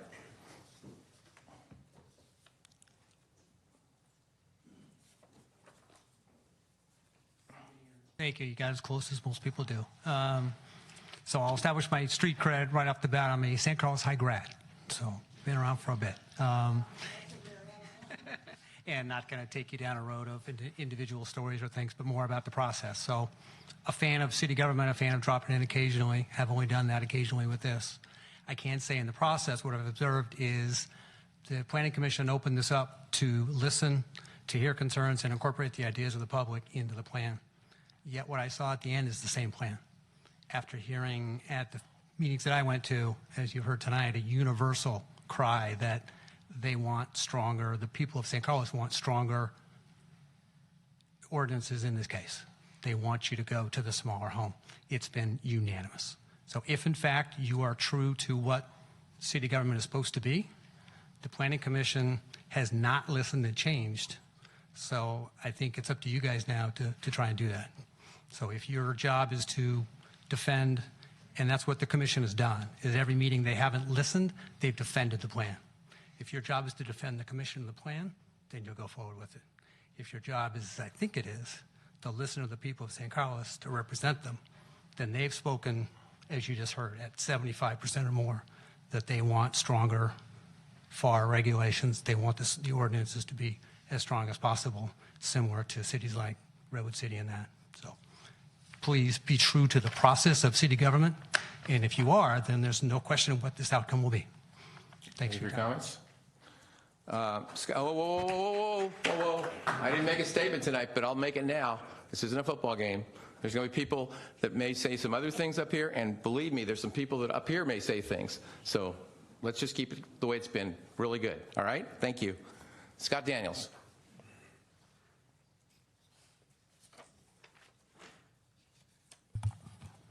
I'm a 8-year resident of San Carlos and a 30-year Bay Area resident. I'm also a real estate developer and a builder and a real estate lender. I've been doing that for 30 years now, more than 30 years actually. Built almost 2 million square feet of space across the board, residential and commercial, majority of it in the Bay Area. Despite that, I'd like to see more responsible building. I think the early change to move, to free things up in San Carlos was too big of a move, and I've seen homes that I would consider to be large, even as a developer. So I'd like to see more responsible approach to that. That being said, I think FAR's adjustments are an adequate first step. I'd like to not see the same broad pendulum swing repeated again that happened in the past. I'd like to see a stepwise approach to this. We're not going to make everybody happy, and we need to balance property owner rights with neighbors' rights. So specifically, I hope that you will reject any forms-based discussion that's gone on whatsoever. It's one of the silliest, least efficient approaches to planning I have ever seen in any city, and I've built in 8 states and hundreds of municipalities. It will cause all sorts of horrible issues. I have a 6,000 square foot lot with a 900 square foot house on it, and I have a beautiful 150-foot redwood tree in the back of it that I like to preserve. The only way I can get a family-sized house in my particular lot is to go up. And if my second story is full of hallways and odd shapes because of a form-based rule, I'll have no choice except to extend in the backyard farther and closer to this redwood tree. So I'm just one example. There are other people that are going to face similar difficult challenges. So the form-based solution is not a solution. Let's take a stepwise move, reduce FAR, and start getting neighbors to talk to neighbors. Thank you. Thank you for your comments. Jan McKim.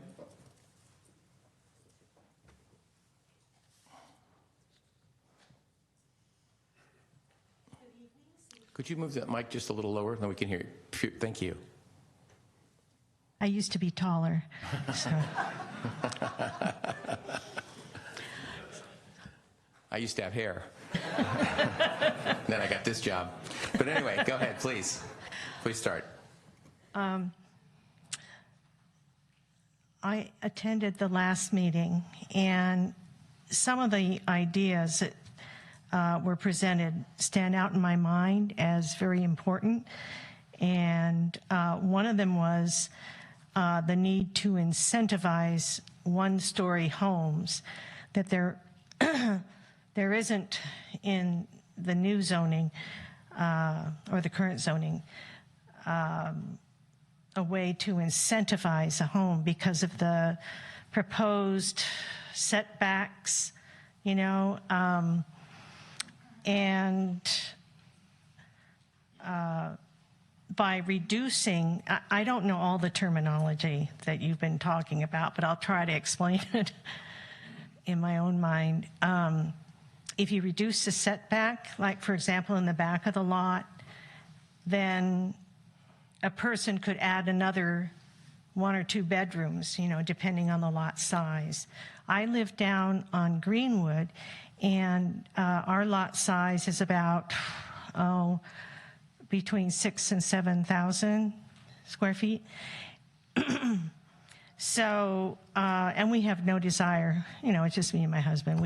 We have no desire to, you know, add 2 more bedrooms. But 3 houses down, somebody, a builder, I don't even know if there's an owner yet, decided to build a McMansion. And this house is over 5,000 square feet on a little tiny lot. So, you know, it's just like these narrow hallways, you know, the space between the 2 houses. And it just encroaches on the neighbors. There's a 1-story house next to it, and it just shades, you know, this 1-story house has 2 gargantuan houses on either side. So I'm one of the people here who is concerned about this, upset about this.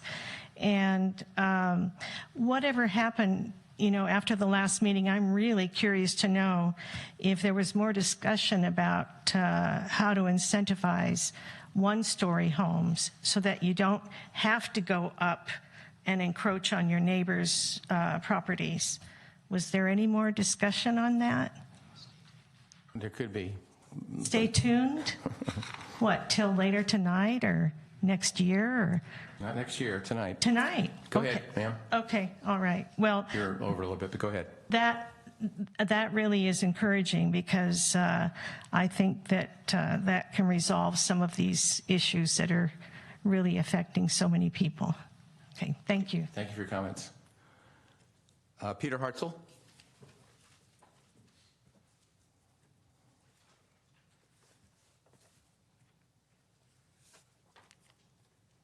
Good evening, council members. Thank you very much.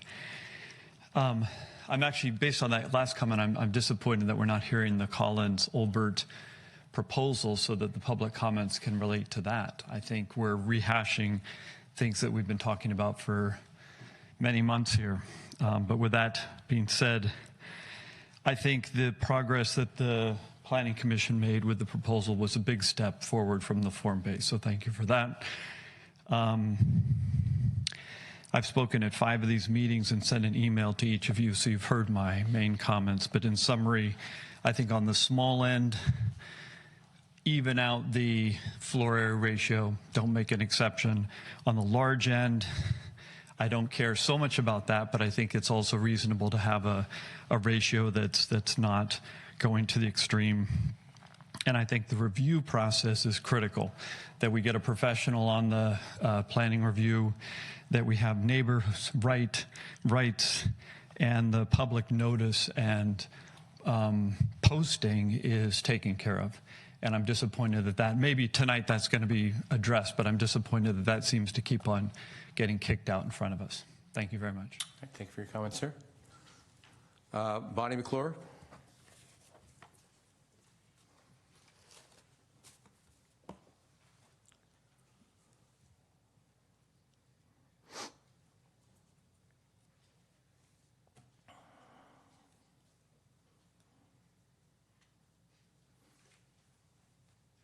Good evening, everybody.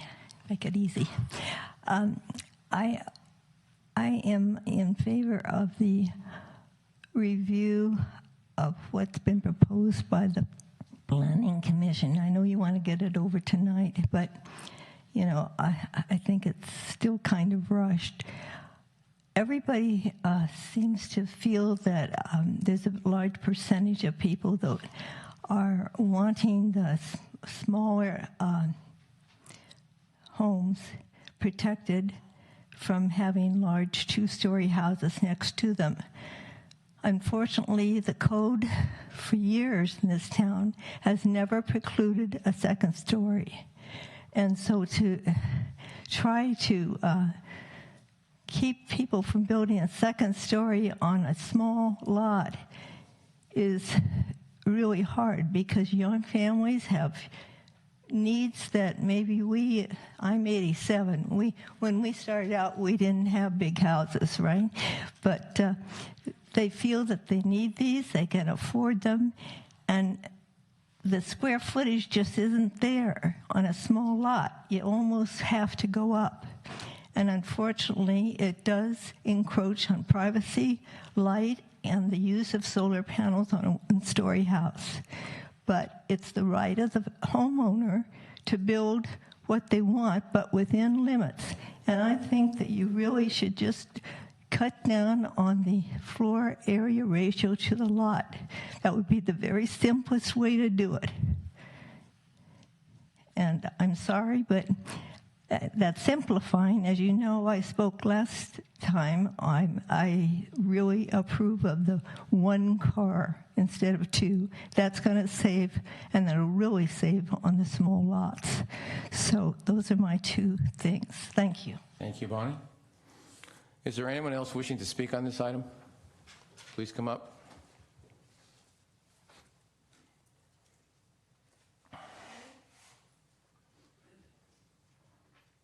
Thanks. Mr. Cowan? Good evening. So I'll try to make this brief this evening and additive, since Christian and I 2 weeks ago gave a 20-minute presentation related to the topic. So three additive items here. One is, it was really good to see the lot distribution information. Took a quick photo of that. That was the first time that we've had a chance to see it. Menlo Park was only published as of Thursday in the packet. It clearly looks like Belmont's probably the closest if Mark ran an R-squared analysis in terms of goodness of fit from a lot distribution perspective of matching up with San Carlos. And looking at that, I mean, if you look at Belmont standards, as I'm sure you know, having studied the issue, they're at 53% FAR with a max of 3,500 square feet on maximum house size, which is not something that's been proposed in terms of a cap on maximum house size. So that seems like if we were going to look at a pure community, that would be the one to look at. The second comment is, out of the 7 homes that were listed in the packet that drew the most attention, and granted it's a relatively small sample, those came in at a 55% median in terms of FAR and 56% on average in terms of the homes that drew the most attention. One of those was at 70. One of those was down as low as 37% FAR based on a larger 10,000 plus square foot lot. So overall, once again, the homes that are drawing a lot of attention on average sit in the mid-50s. And then finally, the last comment, I do agree that Chuck's presentation is very compelling as it relates to the real estate trends in San Carlos. I would also call your attention back to 2016, the survey that was conducted by the city as it relates to what residents thought as it relates to their home value appreciation, how concerned they were with it. I don't have the final numbers in front of me, but the survey question was, are you concerned that limits to home sizes could impact your property value? 2/3 roughly of those surveyed, I think it was 68% in the final tally out of 180 sampled, said that they weren't. That was not their primary concern. Now granted, there was a 20% vocal minority that were very concerned in that as well. So we're not being totally dismissive of that, but I think the point is understanding that a lot of people are in their homes today, that's not a primary consideration. Thank you. Thank you for your comments. Is there anyone else wishing to speak on this matter? Yeah, hi, my name's Scott Linke. I'd like to just make a few comments. So as we're getting to the end of this process, I think a little bit of a summary that Chris from Good Growth San Carlos, as he stated earlier, it's about 3 or 4 to 1. It seems like in these surveys around people that are looking to really limit the maximum house size compared to those that think it should be a more less regulated sizing. From what I've seen, I've attended quite a few of these meetings. It seems to be a little bit more at the Planning Commission, and builders tend to want higher FARs, and most of the homeowners that I hear speak want smaller houses. I think it comes down to maybe perhaps it comes down to something that Upton Sinclair said. I'll change his quote just slightly, but it's difficult to get someone to understand something when their salary depends on not understanding it. And I hope that's not the case, but anyway, I hope when you guys are voting on this topic that you back the average citizen and you adopt the smaller FARs like our neighbor cities have. Thank you. Okay, thank you for your comments. Is there anyone else wishing to speak? Okay, please come forward. Good evening. My name's Lisa Wellman. I am an owner of a residential design company here in San Carlos on Industrial. Been in business for about 10 years. I was hesitant to speak tonight because I have a project in the planning review process. So I've been sitting there thinking, do I want to speak or do I not want to speak? So finally I decided I would speak. Our designs are driven by clients' needs. The clients that we get today are requesting 4 bedrooms. They want either 3 bedrooms with an office or 4 full bedrooms. So our designs are driven by the young families of San Carlos, and even some families that have older children that are planning for the future. Many of our clients would like the 4 bedrooms. They also are requesting accessory dwelling units. Most of our families, I would say 50% of our projects right now are interested in exploring ADUs, either separate, over a garage, or within the home. For aging grandparents that are coming to stay to live, for college students that are home, or students that have graduated from college and are home and can't afford to rent here. So there's many uses for ADUs, and I think that's a huge topic that we need to consider as we go into looking at the new standards. My colleagues, you received a letter from Una this morning. She can't be here. We are in favor. There's a group of us that have been involved with the planning department throughout the last 18 months. We are definitely in favor of, reducing the home size and looking at a max home size that's reasonable and that fits the needs of the growing population of San Carlos. We're in favor of the larger rear setbacks. We're in favor of a better review process. Anybody that's been through an RDRC meeting, it's very subjective. We get all kinds of, when we propose a project that's over 3,000 square feet, we notify neighbors within 150-foot radius. Oftentimes, out of those 25 to 30 packets, we get 1 or 2 neighbor comments. Oftentimes, they're positive comments. The last set went out. We had 2 positives, 2 negatives, you know, pretty good ratios. The thing that's really interesting in the design process, or in the RDRC process, is meeting with your neighbors and negotiating changes based on what the neighbors, the immediate neighbors, how your project or your home impacts your neighbors, whether it's your window placement, your height of your building, and also your setbacks. And this new project we're doing, I've met with both sides of the neighbors and really designed our project so that the setbacks were maximized for the privacy. Even though it's a very large lot, it's over 10,000 square feet.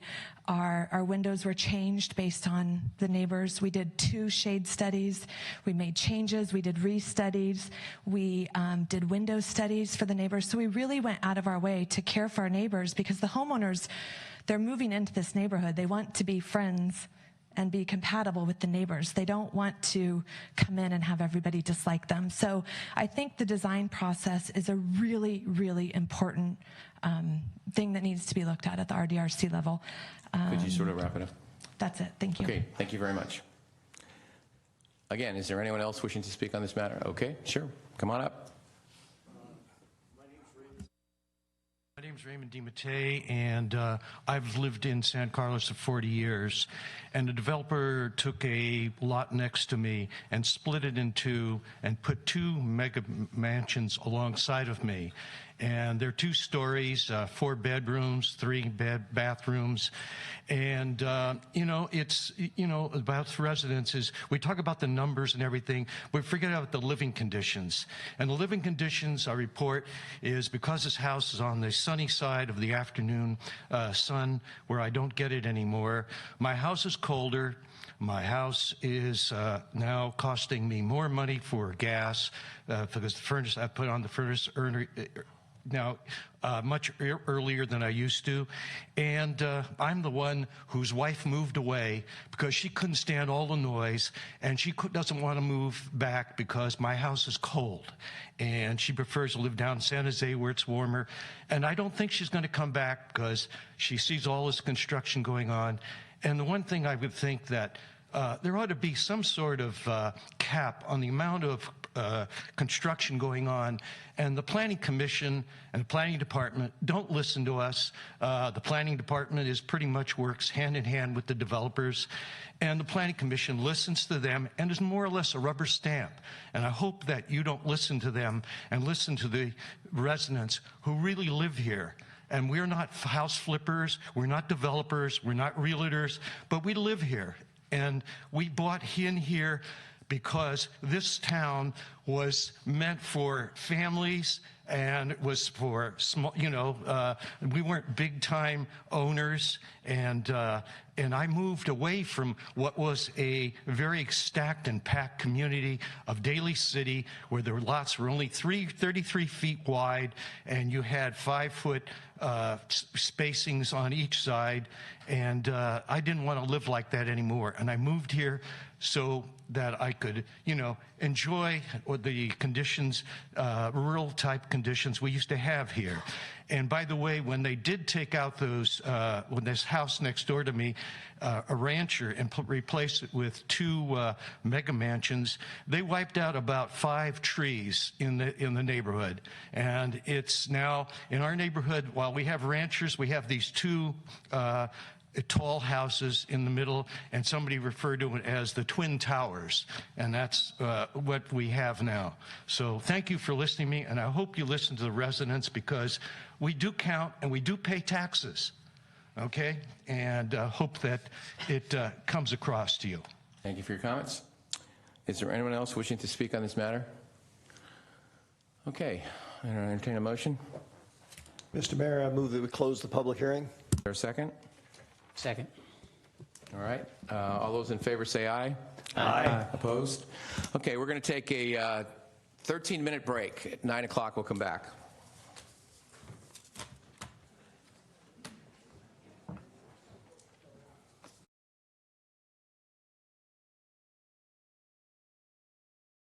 A couple of questions, I think. Mr. Grocott, you have a couple of questions? You want to turn that on? Yeah. There you go. So the questions I have are for Al Savay, if you can come up. I have to also get my, here we go. Thank you, Al. So I just have two questions. Both of them have to do with the rear yard setback. So if we were to adopt a 20-foot setback and a 25-foot second-story setback, that's the proposal, That's correct. right? That's the Planning Commission recommendation. Okay. So especially at the ground level, I suppose is the only place this would apply most times. I'm just curious, do we have any idea how many lots would be put into what's called legal nonconformance? And you might explain what that term means. I don't know if people know what that means, but how many homes do you think we would have that would be in legal noncompliance if we adopted a 20-foot setback? There would be a significant number of homes that had built to the 15-foot rear yard setback. It's been that way for decades. So I look back in the early 70s, it was 15 feet. So it's been quite some time. Not everybody, of course, has built over the last few years, but yes, there would be a significant number of homes. Okay. And then the other question I had, actually, I'm sorry, I have three questions. The other one also deals with rear yard setback. We have certain streets like Eaton and I think Greenwood have creeks behind them. So that impacts already for those folks because they have to measure from top of bank, correct? Yes. Would that, if we went to 20 feet, would it be considered an overlay or would it be in addition to? It would just be from the property line, so I don't think those would be as affected because correct me if I'm wrong, because I think it's 25 feet from the top of bank, right? Yeah, right. So it wouldn't really matter. I don't think it would affect those lots as much. Okay. So it's just from the property line. It doesn't consider creeks or any other land features. So the other part of my question, is it an overlay? It is an overlay. It's not like you have to do a 20-foot setback and then additional. That's right. Yeah, okay. And then the last question I have, when we're talking about the FAR, in some cities, FAR includes stairwells at both levels. And in other cities, I think like Burlingame, I'm pretty sure, and I think Menlo Park, they exclude you count the stair only once in the square footage, not twice. I didn't see the grain of our proposal. Would the stairs, if we did a stairwell, if you had a second story, would it be counted twice or once? Good question. We don't have any exemptions for stairwells in the current proposal at all. Right. We would probably count it twice. If there's a landing in the middle, that's 2 floors. So that's probably the way we would approach it. I mean, that could be specified. It could be something that you take a look at in this. Okay. All right. Thank you. Those are my questions. Okay. So the council set up a subcommittee comprised of Councilmember Olbert and Councilmember Collins, and they have a report to give us right now. Thank you, Mr. Mayor. As you all know, we were appointed to the subcommittee about 1.5 years ago, and we had a lot of meetings. We had meetings after the SHAC recommendations came out. We had meetings after the Planning Commission, actually before the Planning Commission final decision. Both Mark and I met with various members of the community and members of Good Growth San Carlos. A couple other things I want people to understand is that we get emails from everybody, lots of people, and we get them on both sides. And we have certainly a lot of emails from people from Good Growth San Carlos, but we also have people emails from people who want to build, and they've got growing family, and we have to keep that in mind because we represent everybody. So we're not going to please everyone, but that's part of our job description. So let me begin. Those are just my preamble. So after 2 years of intense effort, it's worth summarizing what we believe the goals of the changes to our single-family zoning rules should be. These include responding to community concerns about larger homes and their impacts, remaining a community that is attractive and to young and growing families, limiting the potential negative impacts to everyone's home values, improving the design review process, and keeping the rules very simple or relatively simple. But before getting to our proposal, we want to thank the members of SHAC for all the work that they did. Their valuable work clarified the issues we faced in recent years, and they created a solid foundation for further work. I might add that sometimes you have to look at what you don't want before you realize what you do want. So even though there may be members of SHAC that felt that we, sort of ignored what they had to say, that process was invaluable in going forward. So we also want to recognize the extensive work that the members of Good Growth San Carlos did. These are dedicated residents who pointed out many concerns about size, mass, and impacts on neighbors, and those concerns have not gone unnoticed. And finally, we thank the Planning Commission for their work to incorporate additional input from residents, designers, architects, builders, staff, and others. They refined and simplified SHAC's and Good Growth's ideas, and what they came up with was closer to what other peer cities in San Mateo County have done. All this effort was well worth it.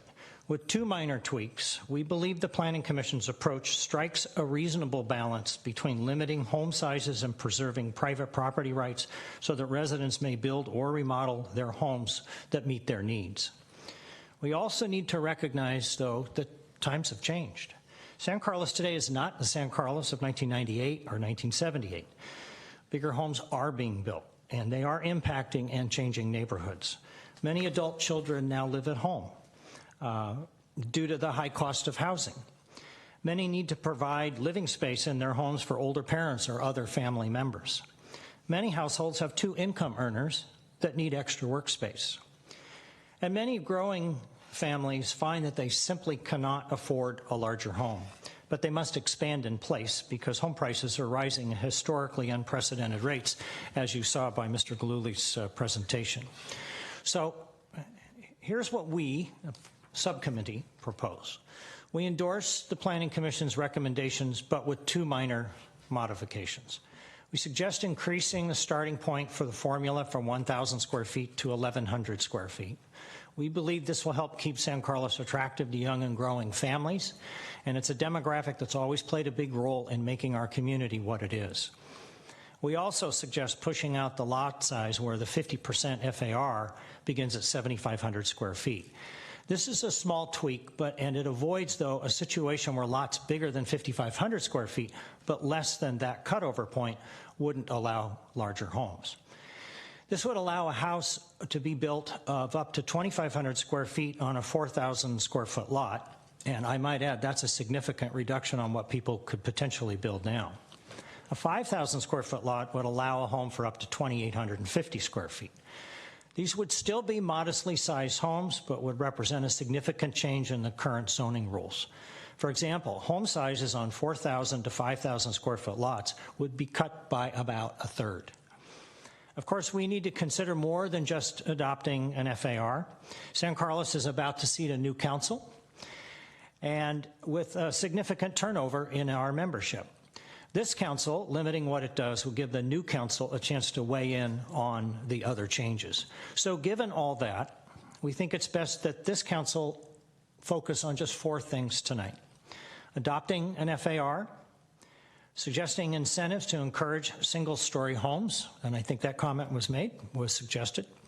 Suggesting improvements to the design review process, also a critical part of this and something that was, I think, hardly mentioned tonight.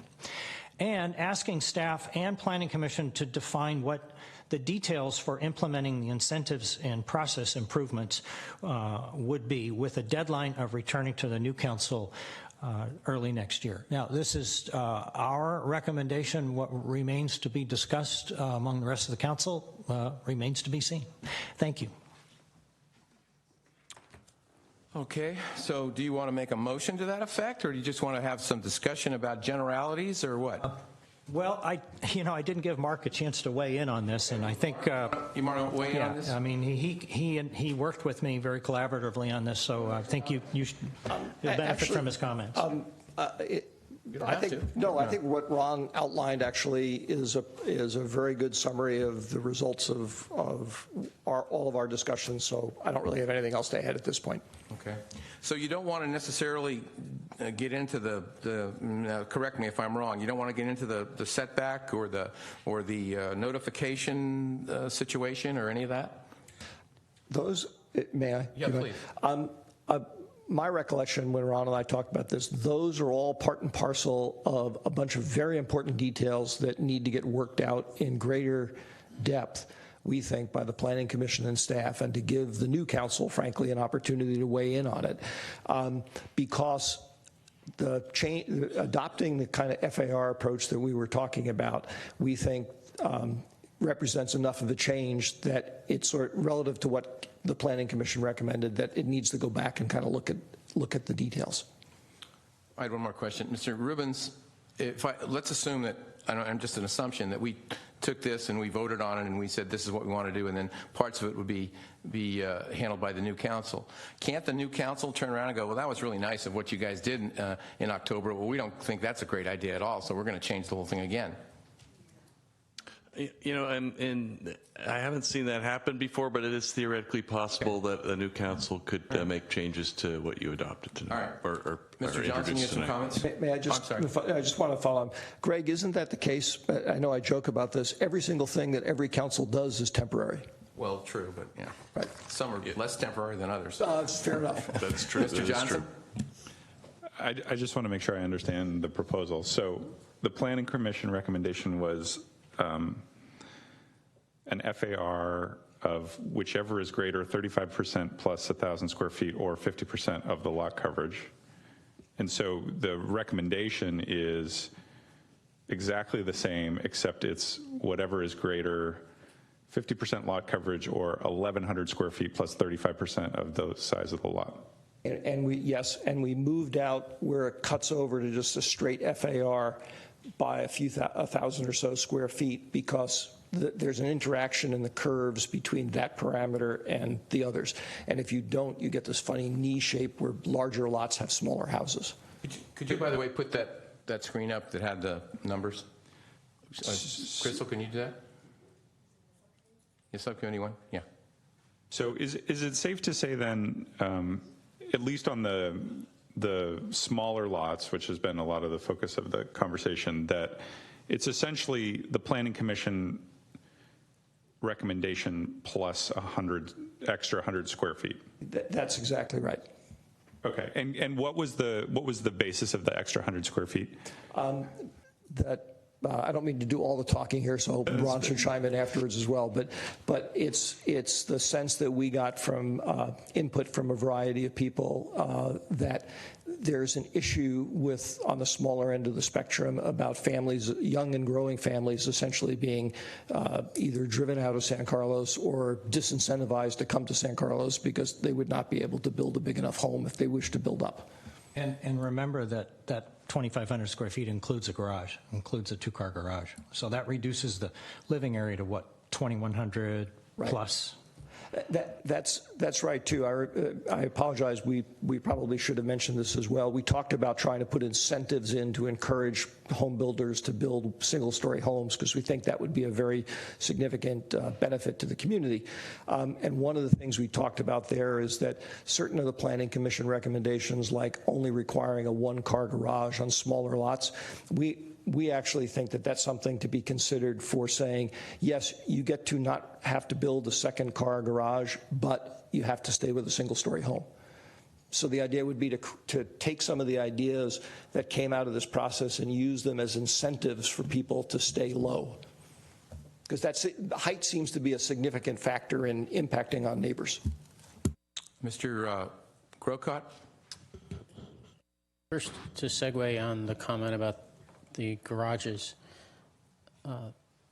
from Mark and Ron. Currently, if you do a remodel and it includes a second-story addition, so long as you don't touch the garage, if it's a single-car garage or some, and the thing to be defined here is if you're less than 20 by 20, you're a single-car garage. So if you're 15 by 20, most people can fit 2 cars in that garage if they're careful. But it's not considered by planning standards to be a 2-car garage. I can't tell you how many clients I've had, and she's probably had, that have what's considered a single-car garage by planning standards. If those people did a second story and added a few bedrooms or a master bedroom suite upstairs or whatever, and we don't address that issue about the existing garage, if you don't touch it, you can leave it alone, you're going to wipe out the opportunity to remodel a lot of homes and improve the housing stock in San Carlos, because as soon as you tell somebody, oh, you want to do a second story addition with a master bedroom suite and maybe another bedroom up there, guess what? Your single car garage, you have to add on to it and make it a 2-car garage. People are going to go, but that'll take out my living room, or that'll take out my laundry room, or that'll mess up my kitchen, and it'll make the whole process more complicated and more expensive. So maybe we don't want to address that tonight. It sounds like you're trying to put a lot of this off, and I don't say this in a negative way, but you're giving a lot of this to the next council. That, I can tell you, is a major issue. Go ahead. Thank you. I was not aware of that linkage that you just described. To me, that's a great example of how basically whatever we do tonight, if we don't just simply adopt what the Planning Commission has brought forward, that's a big part of the reason why we think not only to give the new council an opportunity to weigh in, but we really have to send it back to staff to say, please think through this stuff. Yeah. Okay, because you raised an excellent point, and as I said, it's not something that Ron and I were aware of, not being designers. And Mr. Mayor, if I may, one more. So the other one that I want to raise, the other issue I would like to raise that it really hasn't been talked about very much or brought up, is we have a whole community on the east side of San Carlos, particularly on the north side, where they're all cinder block homes. I mentioned this at the last meeting. Cinder block homes are really hard to add on to for second story because of seismic concerns.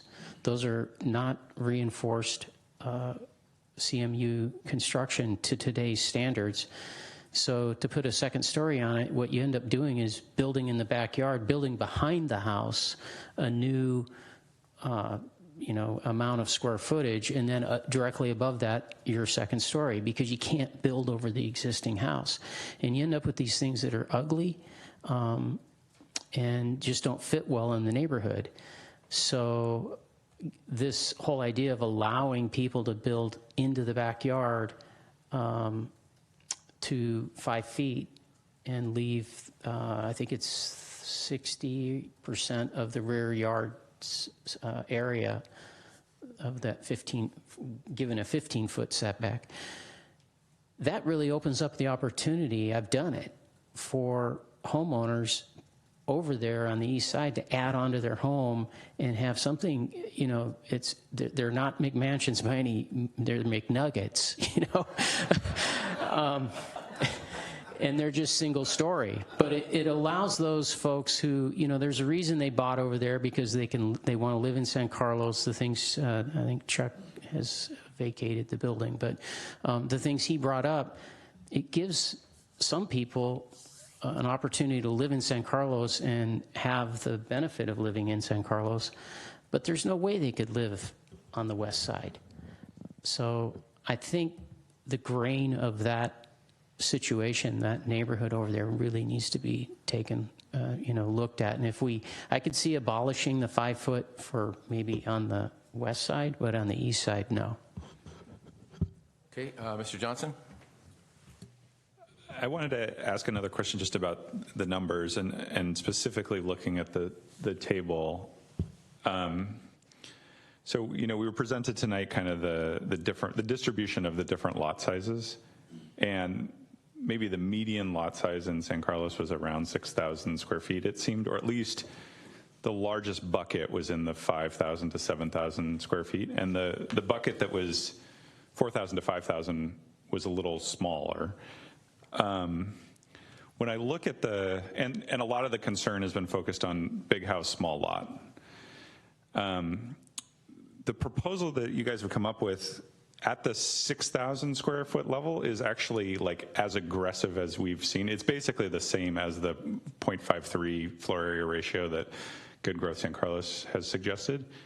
At the 4,000 foot size, you're allowing a lot more than Good Growth San Carlos was suggesting, and I think you're even higher than the staff. You're higher than the staff recommendation at a 0.59 FAR. So you've kind of gone less of a cut at the smallest lot size, but a pretty healthy cut into the 6,000, 7,000 square foot size. And I just wondered what was the thinking about that, because it probably wouldn't have been my first choice.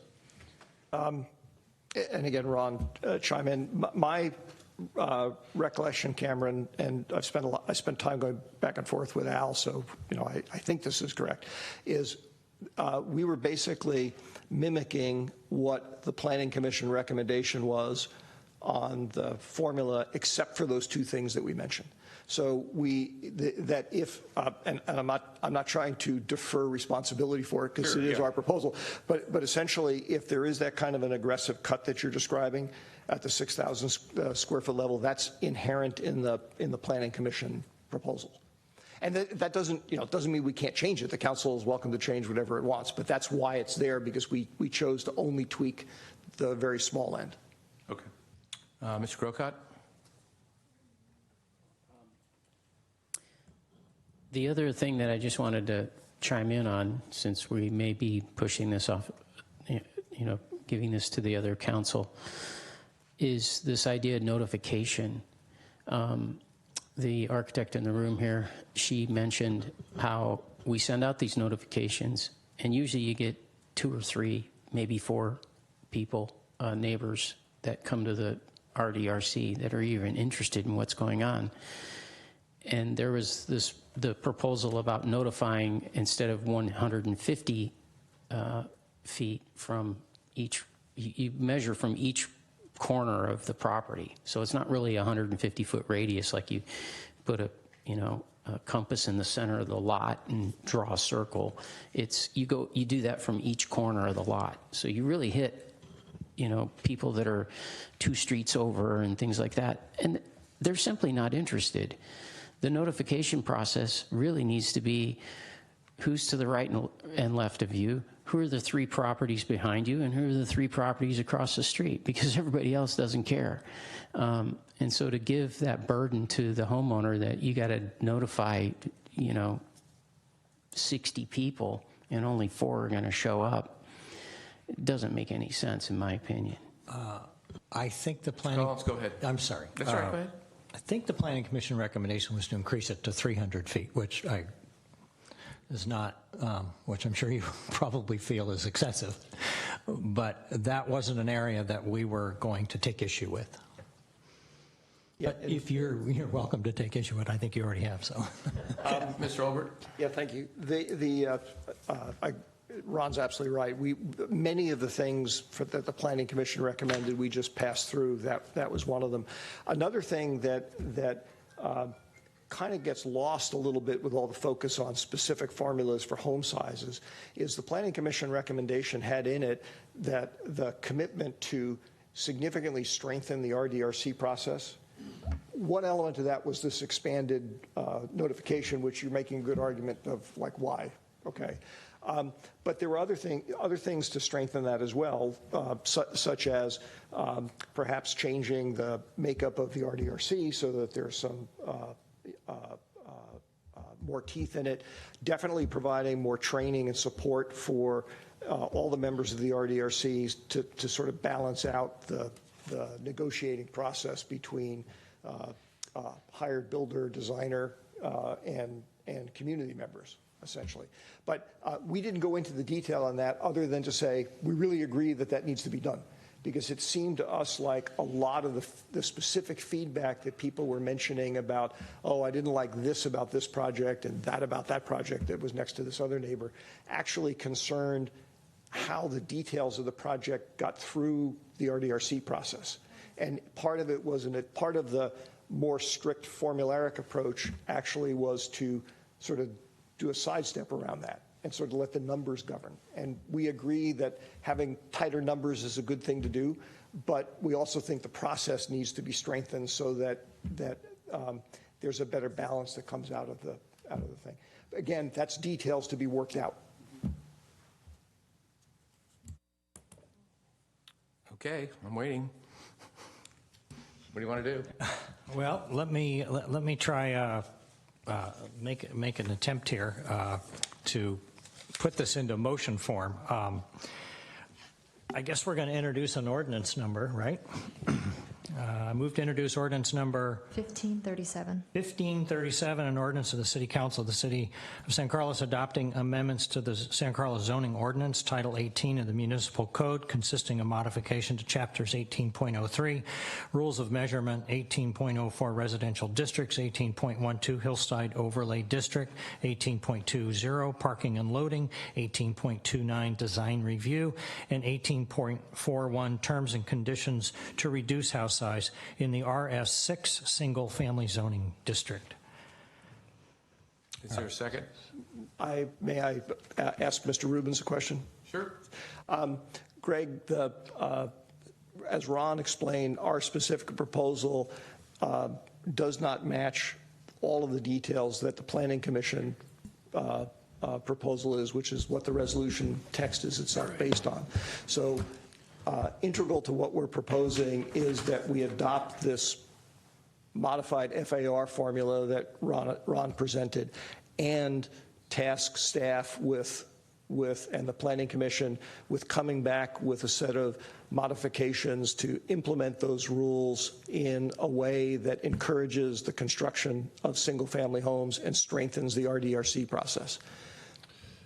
And that's, I know that that's different from what the text was, so how do we do that? Yeah, I think it's very important when you're introducing the ordinance that it be clear. So that's an important factor. What are we introducing tonight? And that what I heard Councilmember Collins do was he didn't modify what was the resolution that's before the council tonight for introduction, or the ordinance that's here for introduction tonight. But we can go down each of the changes, because there really aren't that many changes in the zoning ordinance that you would like to, whether or not you would like to include that change tonight or not.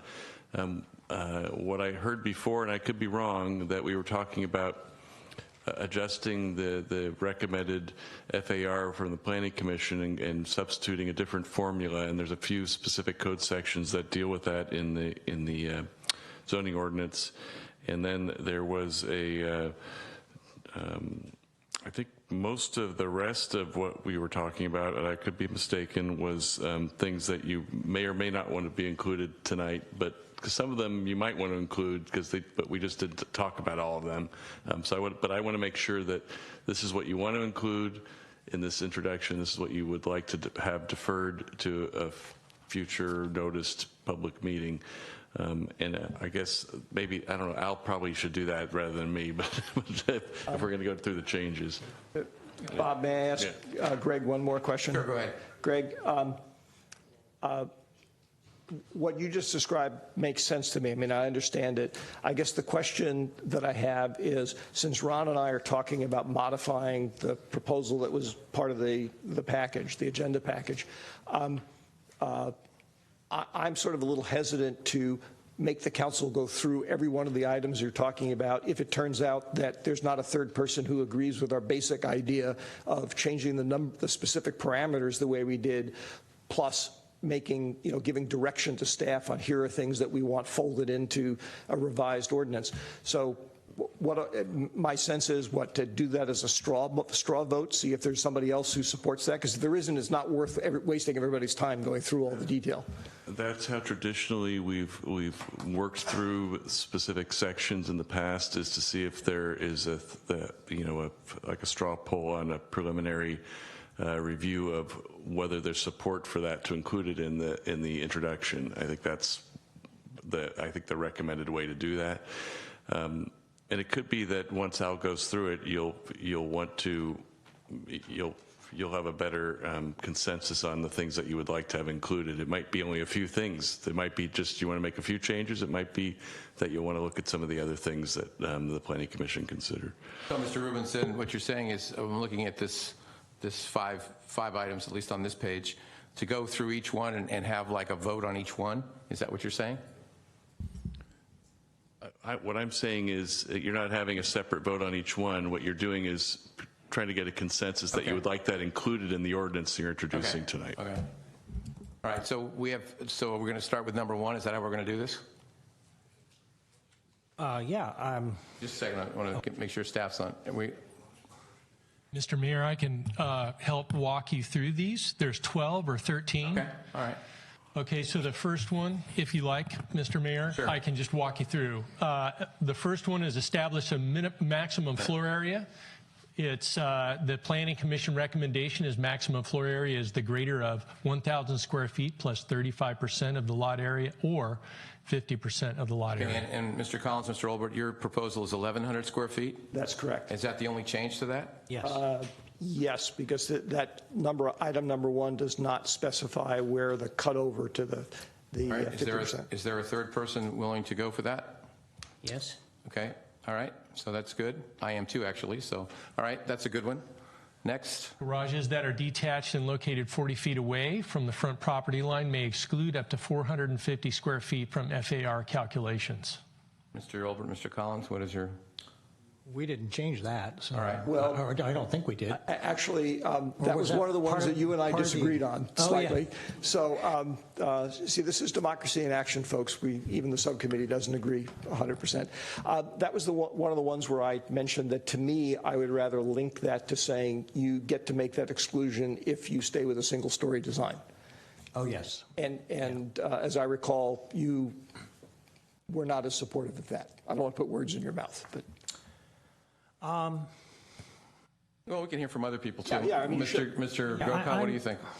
Let's hear it. I'm ambivalent. So I agree with it regardless, because if one of the things that's rather ugly is when you do have a two-car garage and it's on the front of the house and all you see is a garage door. Okay. So, Mr. Johnson, what do you think? I have concerns about number one, so that made me take me out of the running. You're going to disqualify yourself from all of them then? Well, can we hear what Cameron, what would you prefer on number one? I mean, we didn't, we sort of stopped when we got to 3. So my concern on number one is that I think that whatever it is, 40 some odd percent reduction at a sort of medium house level is swinging the pendulum too far in the other direction. I would prefer the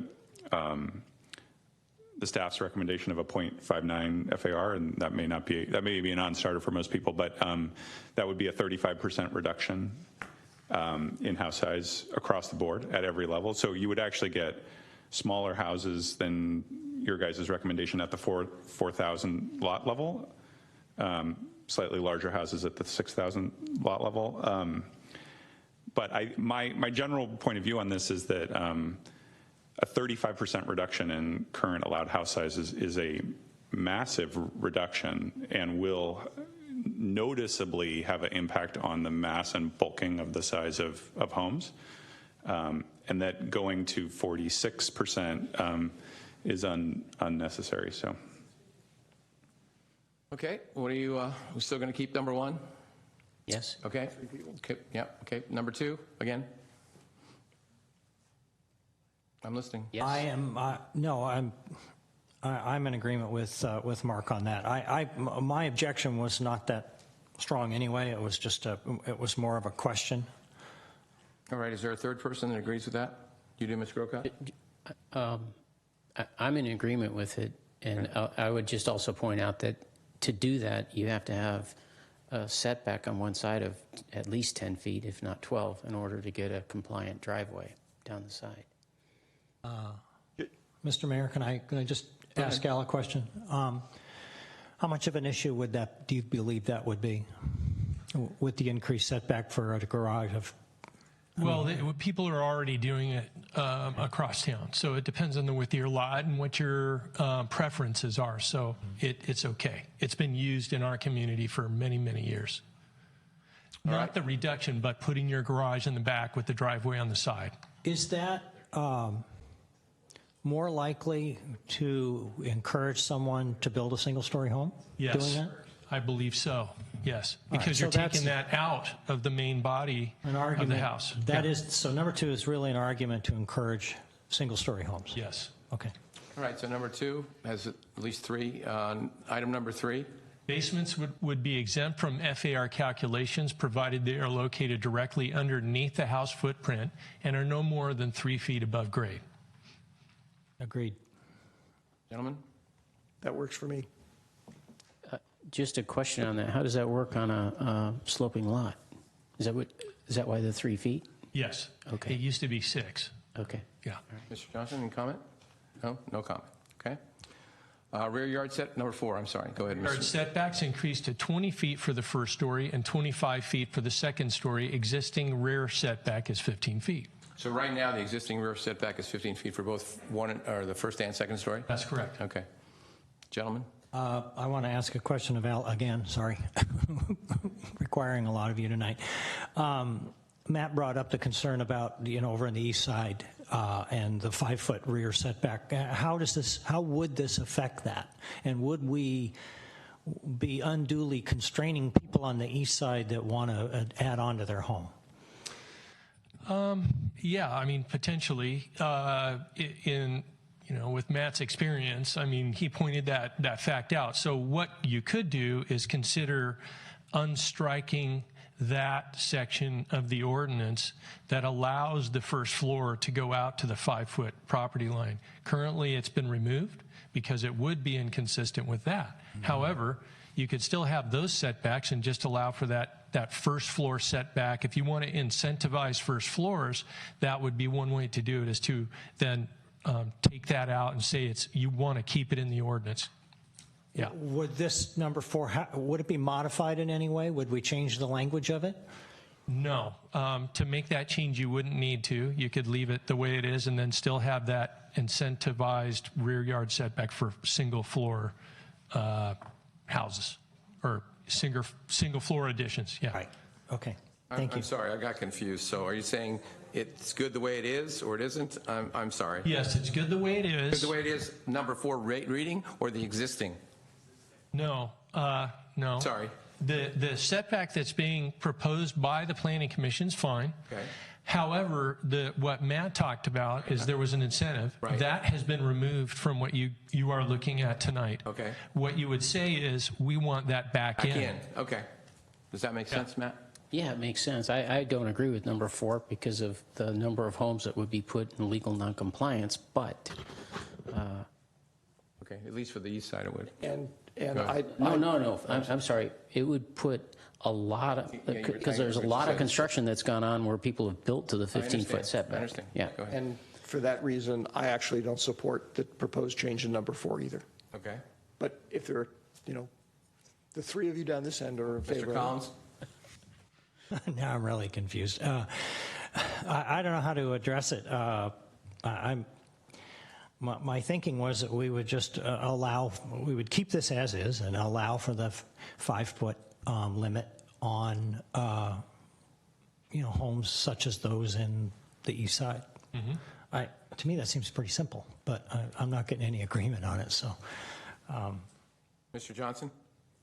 What I'm hearing is not to change it as part of the ordinance, which makes sense to me. Okay, so that's we'll 3, right? Strike it. Okay. So strike it. All right. Okay. Allow number 5. Go ahead. Allow the option to have 1-car covered parking with the other space provided in a 2-car 20-foot wide driveway.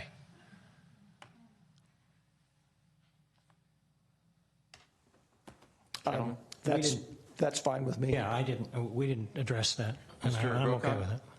Yeah, I'm fine with that too, but I do wonder what a couple years back, we made it allowable, at least on the east side, again, special conditions, to convert garage space into living space and have no garage, just have a, park on your driveway and that's it. Would we be eliminating that? No, that's for older houses. I can't remember the year. Was it 1945? Do you remember? I wasn't on the council in 1945. 1945. So if you Bob was. the but I code wasn't. says the code says that if Sorry, your Bob. house was built before 1945, that you could convert your garage to living space and yeah. So essentially, yes, that's That what would it says. stay put. Yes. Okay, so I'm fine That's with this not then. changed. Okay, Mr. Johnson, any comments? I'm fine with that. Okay, so that's a good one. Okay, next. Moving on. Up to 200 square feet of covered front porches with at least two sides open would be exempt from lot coverage calculations provided the surface height is at or below the level of the front door. That's a good one. Part of the surface height. Al, how is that different from what we have currently? I think there is an exemption for covered porches. Am I correct on that, staff? Okay, that's the difference. Currently, we exempt these from lot coverage, but and we don't have a floor area. But now that a floor area ratio is being put in, yeah. That works for me. Number 6 works for me. I don't have an issue with it. Mr. Grocott? Yes. Johnson? Sounds good. All right. Up to 250 square feet of unenclosed and unroofed decks that are aligned with or below the lowest floor level would be exempt from lot coverage. And was that added for the same reason that we didn't have an FAR before, and now that we do, we... Yeah, because this we is used for to lot allow, coverage. We used to yeah. allow decks. Yeah, okay. Yeah, same thing. Mr. Olbert? I'm fine with that. Mr. Collins? Agreed. Mr. Grocott? Yes. Mr. Johnson? Sounds good. All right, number 8. Expand public notification for RDRC from 150 feet radius to 300 foot radius and require an approximately sized sign posted on site noticing the hearing as determined by staff. I have to admit, I didn't think that I didn't really have a strong opinion one way or another about this. It seemed like a reasonable thing to do. After I heard, Matt, you make your comments tonight, I guess I'm sort of questioning whether it's something that we really need to do. So I guess I'm sort of leaning against not putting it in there. Yeah, I still want to see the RDRC strengthened, but that's not this. I'll throw a different curve at that. I don't see this big cost. Who sends out the notice? The city? Yes. The city sends out the notice, so they just have to send it out to more people. So. No, I think actually, if I remember correctly, when I did it, I had to send around copies of my plans too. The city provides the addresses, but the client mails. I'm sorry. notices. So what's the answer? rule? That says that the staff and the applicant So we're talking both about do a it. 50-cent stamp times a 50-cent stamp is what we're talking about, basically, in some copies? It's also reduced sets of the plans. So you either do 8.5 by 11, or you can do 11 by 17 and fold it, put it in an envelope, and so it's the printing cost, it's the mailing cost, it's the time and effort to do it. So. Despite what I said, Bob, I mean, in all fairness, having done this, Matt does this for a living. Yeah. Okay, but Okay, it's a non-trivial amount of money compared to building a new house. It's Sure, of relatively. All right, well, I'll go with 150 then, but still put the sign up. That would work for me. Yeah, How does that fly? I'm good with that. That's fine with me. Okay, 150 feet, big sign. All right. Number 9. Changes to the hillside overlay zone to control appearance of height. Add new measurement where the wall meets the roof, 16 feet for 1 story and 25 feet for 2 story, and limit basement exposure from the currently allowed 6 feet to 3 feet to reduce the appearance of a 3-story home.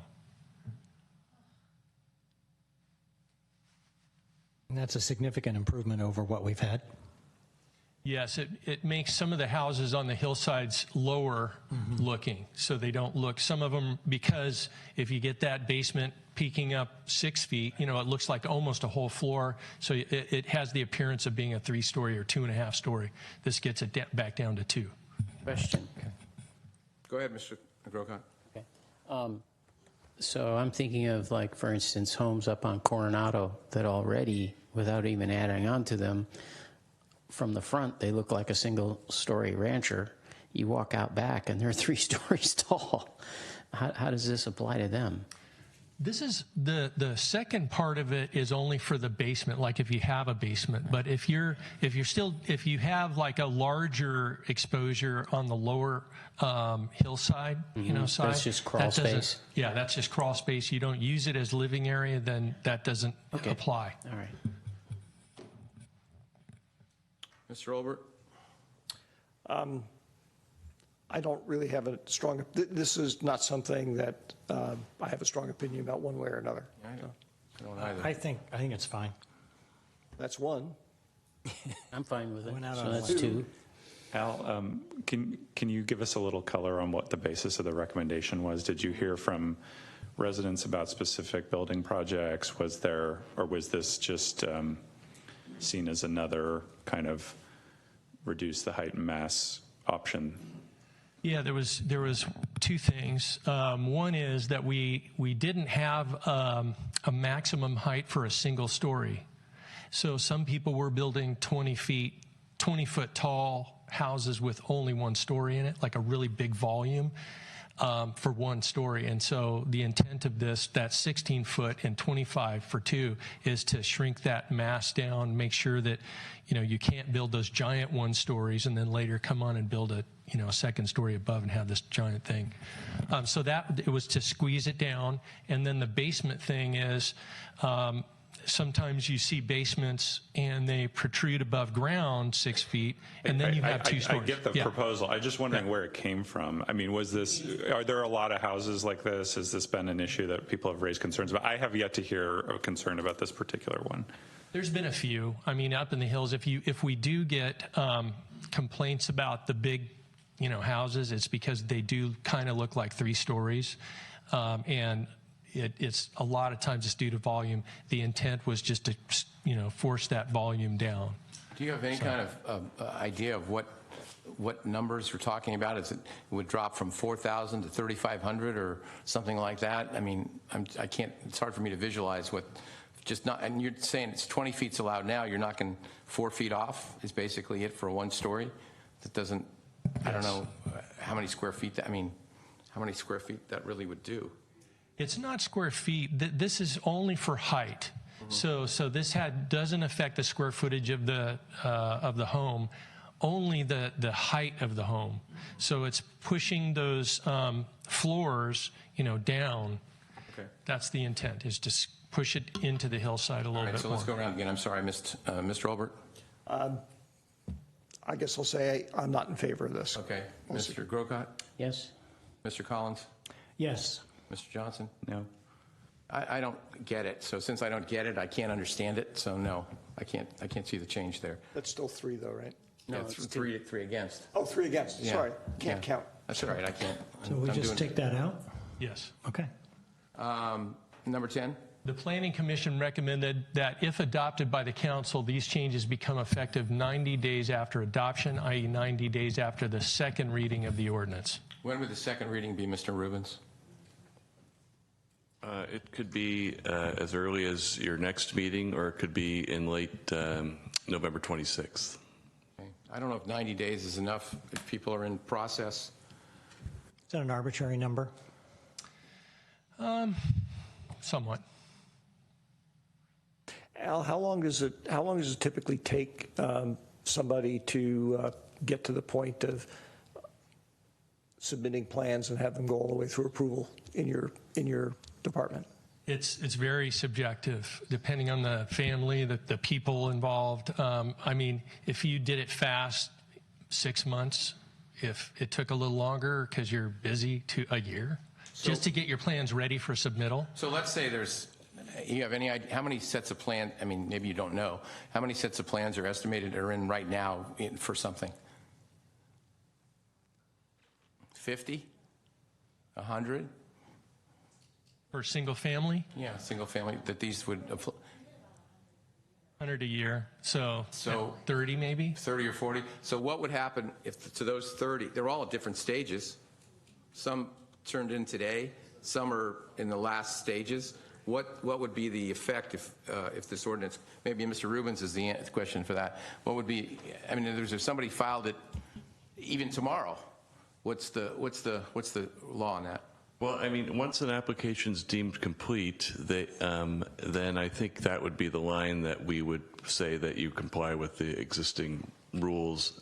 If someone is not, their application's not complete, but you could change that to be somebody applies, but it gets harder for staff to, I think, to administer. What is an application? I mean, how long does it take for an application to be complete? Is there a 30 days, up to 30 days. Up to 30 days. Yes. Okay. And complete does not mean approved, right? It just means that it's ready for staff to review and opine on. Yes.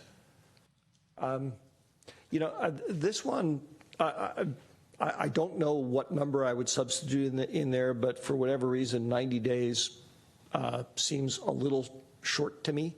Just in the sense of I could see a lot of people who are, diligently working through the process, and we're like, hey, surprise, what you were planning on doing, you can't do. And on the other side, while I understand the desire of the community for whatever new rules we come up with to be put in place quickly, I mean, we don't change these rules very frequently, so to me, there's an argument for if we extend the period of time, it's fine, because we're talking about like, what, a 5 or 6 or 7 year cycle probably before we go back and review it.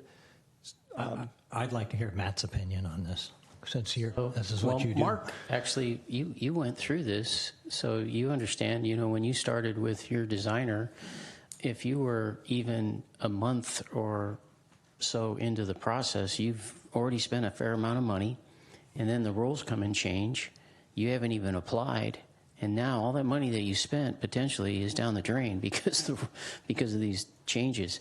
So, and I can tell you this also, that even once your design is complete, where you're happy, you as the designer are happy with it, most importantly the client's happy with it, and now you go to the like my process, and I'm sure hers too, you go to the planning department one more time just to make sure that you've jumped over all the right hurdles and everything, and they say, yeah, looks good. So now you start putting together your color board, your colored elevations, and all the things that you need for the RDRC. Guess what? If you're a busy designer or architect, that takes at least a month to 45 days just to get that application done and turned in. So 90 days, that's really shy. I would double it at least to 180. Mr. Savay, do we know in 2011 when we changed it, what time frame we gave? We didn't. There was no grace period at that time. No grace period? No grace period. None whatsoever? No. So we just changed it, and if you weren't approved, you were done. Boy, that was brutal. Actually... It was a relaxation of the code. Yeah, there were no reductions, so it was an expansion. Matt, you raised a good point, having just been through this a few years ago. I have to admit, I suppressed most of the memories about that part of the process. And I just brought them up for you. You just brought them up for me. But trying to reconstruct it, yeah, it probably took about 6 months. Now, we did change architects. It probably took 6 months to go from when we started the design process to have approval, and we were really hauling. I mean, our architect wasn't doing anything else at the time. But you built a brand new house. Yes. But the remodels, Could be less. Could be Matt, for a remodel. You're talking about the same. It's just as complex as designing a new house, if not more complex, because you're dealing with existing structure. What do you guys want to do on this? Well, let me just add one other thing. Let's suppose for a moment that we extend it to 180 days. Do we then have sort of the law of unintended consequences, where we all of a sudden get a rush of applicants under the old rules, and all of a sudden we've got more larger homes that everybody has been speaking up against? So you're going to have a rush no matter what you have. I was going to say that, Ron, I think that's a transition issue, and you're going to have a rush regardless. Yeah. I mean, unless you make the transition period like 5 days, which is just not possible to do it. Yeah, I know nobody's suggesting that. So it almost argues for not having a Mr. Grocott? What? No, I'm sorry. You just didn't turn my light off. Okay, That's all. All right. So Matt proposed 180 days. Cameron, what do you think? That's fine with me. I'll go along with that too. I don't agree, but it's got 3 votes, so.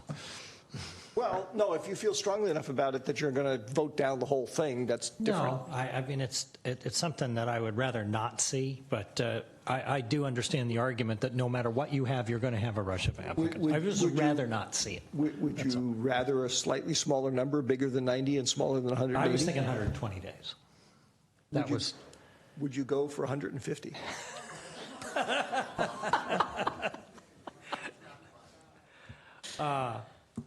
That would be stretching it. But you've got. I mean, if that's the majority of the council wants, I'll okay, go well, along with it. let's stay with 180. All right. 180, is that what it is? Yeah. All right.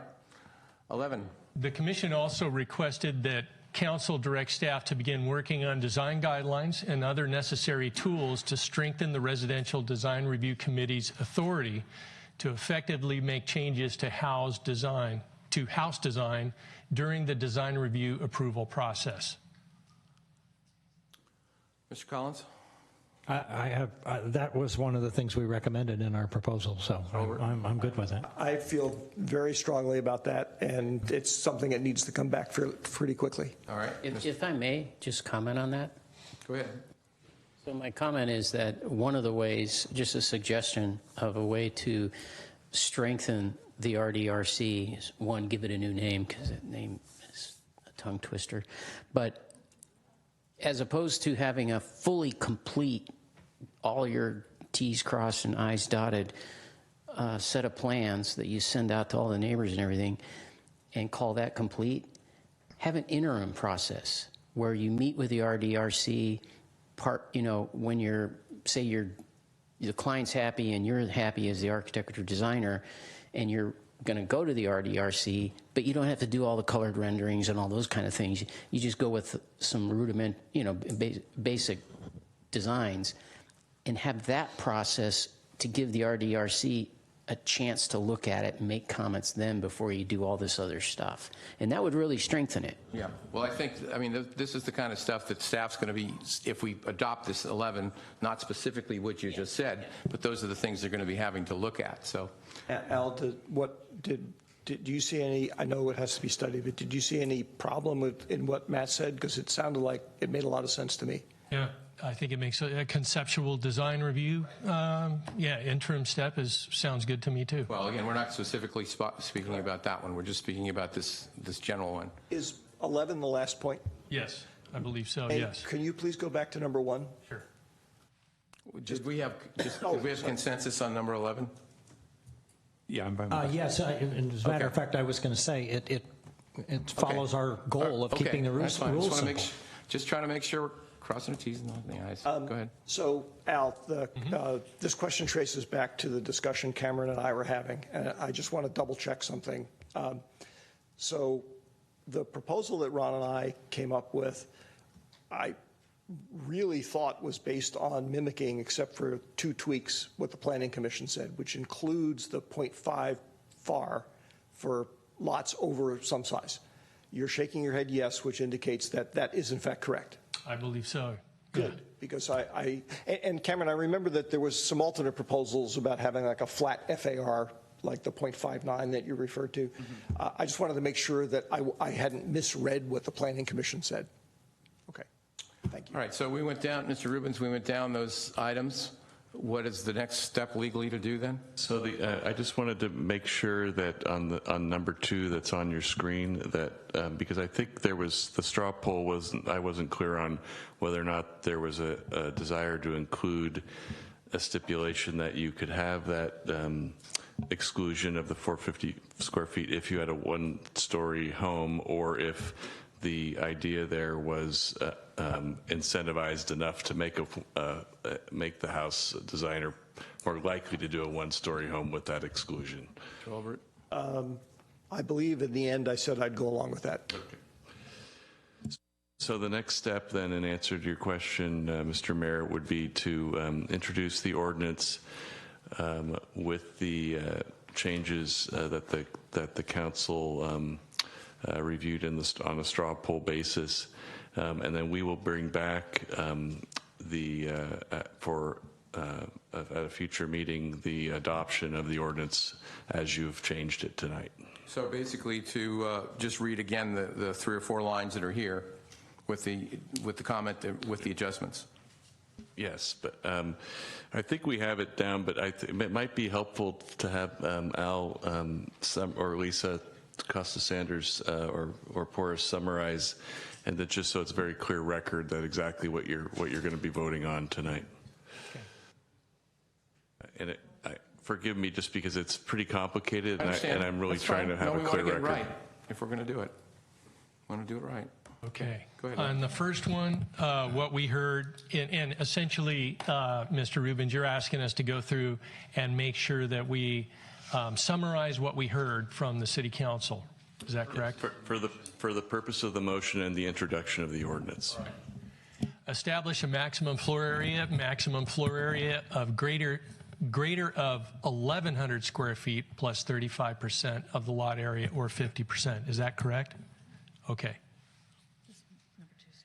Number 2, you leave in, stays the same.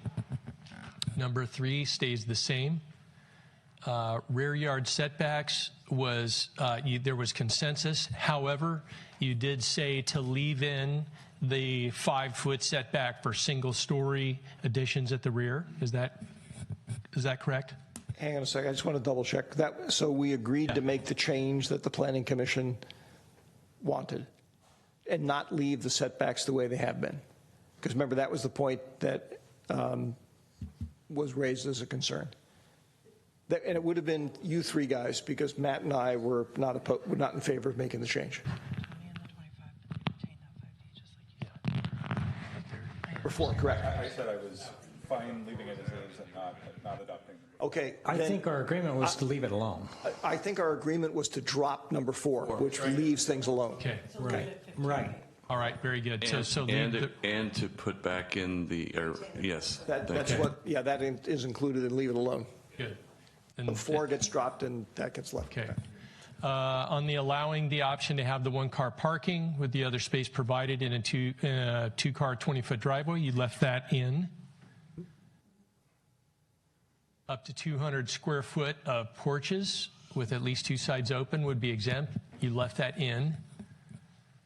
Up to 250 square feet of unenclosed and unroofed decks that are aligned with or below the lowest floor, you left that in. Expand public notification for RDRC. I left it at 150 feet. Yeah. Okay, 150 feet with a sign was the consensus. Is that correct? Yes, so essentially the only change was to add the sign requirement. Yes. And then 9's out. 9, the hillside overlay zone control, appearance of height. There was not consensus to retain that. The Planning Commission recommendation was 150 days. No. Is what we 120? No, 180. 180. Okay, I'm sorry. Oh, very good. So it was 180 days after adoption. So it becomes effective 180 days after adoption, after the second reading of the ordinance. Correct? Okay. And then also there was consensus to retain that the commission recommended that or requested that the council direct staff to begin working on the design guidelines and other necessary tools to strengthen the RDRC's authority. So you left that in. And just for clarity, that's not part of what you're considering tonight in introducing the ordinance, but it's direction from the direction for staff. And then there's an issue that just to make sure the record's clear on the formula, back to number 1, Al, that I think there was another nuance in the formula that talked about Yes, at 6,000 square feet. That got moved out as well to 7,500 square feet. Okay.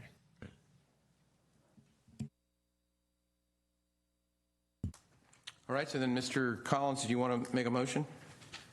All right, so you want to reread what I read before? Okay, I move to introduce ordinance number 1537. 1537, an ordinance of the City Council of the City of San Carlos adopting amendments to the San Carlos zoning ordinance, Title 18 of the Municipal Code, consisting of modification to chapters 18.03, rules of measurement, 18.04, residential districts, 18.12, hillside overlay district, 18.20, parking and loading, 18.29, design review, and 18.23, 15.41 terms and definitions to reduce house size in the RS single family zoning district with agreed upon direction from council. Amendments. Amendments and changes. Amendments. Thank And you. I second that. All right, moved and seconded. Discussion? Mr. Johnson. So as you guys probably figured, I'm not going to be supporting this. I am happy that we're taking the action to reduce home sizes. And I appreciate everyone's participation in the process. I've talked to a lot of you, and I know I really want to commend Good Growth San Carlos. Have been excellent in their organization skills, their analytical skills. But and I also have heard from people that for a lot of people this is a deeply emotional issue. That, you know, when they've moved to a neighborhood, they've raised their kids there, they're used to a certain, you know, look and feel of the neighborhood and a sense of the community. Someone builds a home, redevelops a home next to them, and it causes a lot of, you know, stress and duress. And I think that's absolutely real. And I appreciate it. And I think that's why we're taking the step that we're taking tonight. But I do believe that these are largely economic issues more than zoning issues. That to a large degree, the option has always existed for people to develop their properties, to increase the size of their properties. But the amount of affluence and wealth and economic activity in the area just hasn't been there to support it. And there is that, it is there today. And it's having impacts. People mentioned the train station today. You know, people go downtown, and we have heard lots of concerns. There are some things that the government can do, but there are also the fact of life that the economy is increasing, and that is causing a lot of change. I think that we all have the principle that, you know, when we own property, we want to have the flexibility to make the decisions that make the best choices for our own family, but we don't want to bug our neighbors. You know, we want to be respectful to our neighbors. And the question is how to make that balance. I think, as I said before, the proposal here is to, for like the median home size in the city, to cut the maximum allowed home size by like well over 40%. And it may be necessary to get there, but that would not be my choice for the first step. It just seems like a bigger change than is potentially necessary. I mean, I think a 30% reduction, a 35% reduction, something like that, is gonna, in my personal opinion, take care of a lot of the aesthetic concerns. And, you know, the second stories, and I mentioned at the previous meeting, my neighbor has a second story. Those are allowed. There's not much that we can do, and no one is proposing to get rid of second stories, and so that's really a fact of life. So, so that's my rationale. I think this goes too far, but I do think that we are right in taking a significant reduction in home sizes, and I think the public should be commended for all the organizing and all the effort that led us to this point. Okay, Mr. Olbert. Thank you, Bob. I just wanted to briefly say some of the same things that Cameron did. I really do appreciate everybody's involvement and interest. I want to repeat as well something I think Ron has said several times, that the one thing that I was absolutely certain, and I believe tonight, even before we, you know, if the vote works out the way I think it will definitely be the case. We are not going to please everybody. In fact, we're probably not going to please anybody completely. And I don't mean to trivialize that at all. These are inherently complex issues that involve balancing a lot of competing interests. And there is not only no good answer, the best that you can ever hope for is a least bad answer. And like Cameron, I do believe that, and people in the community who fought for wanting to reduce house sizes should recognize that what we've proposed here reduces house sizes. You're hearing debate on the council about whether we've gone too far in that reduction.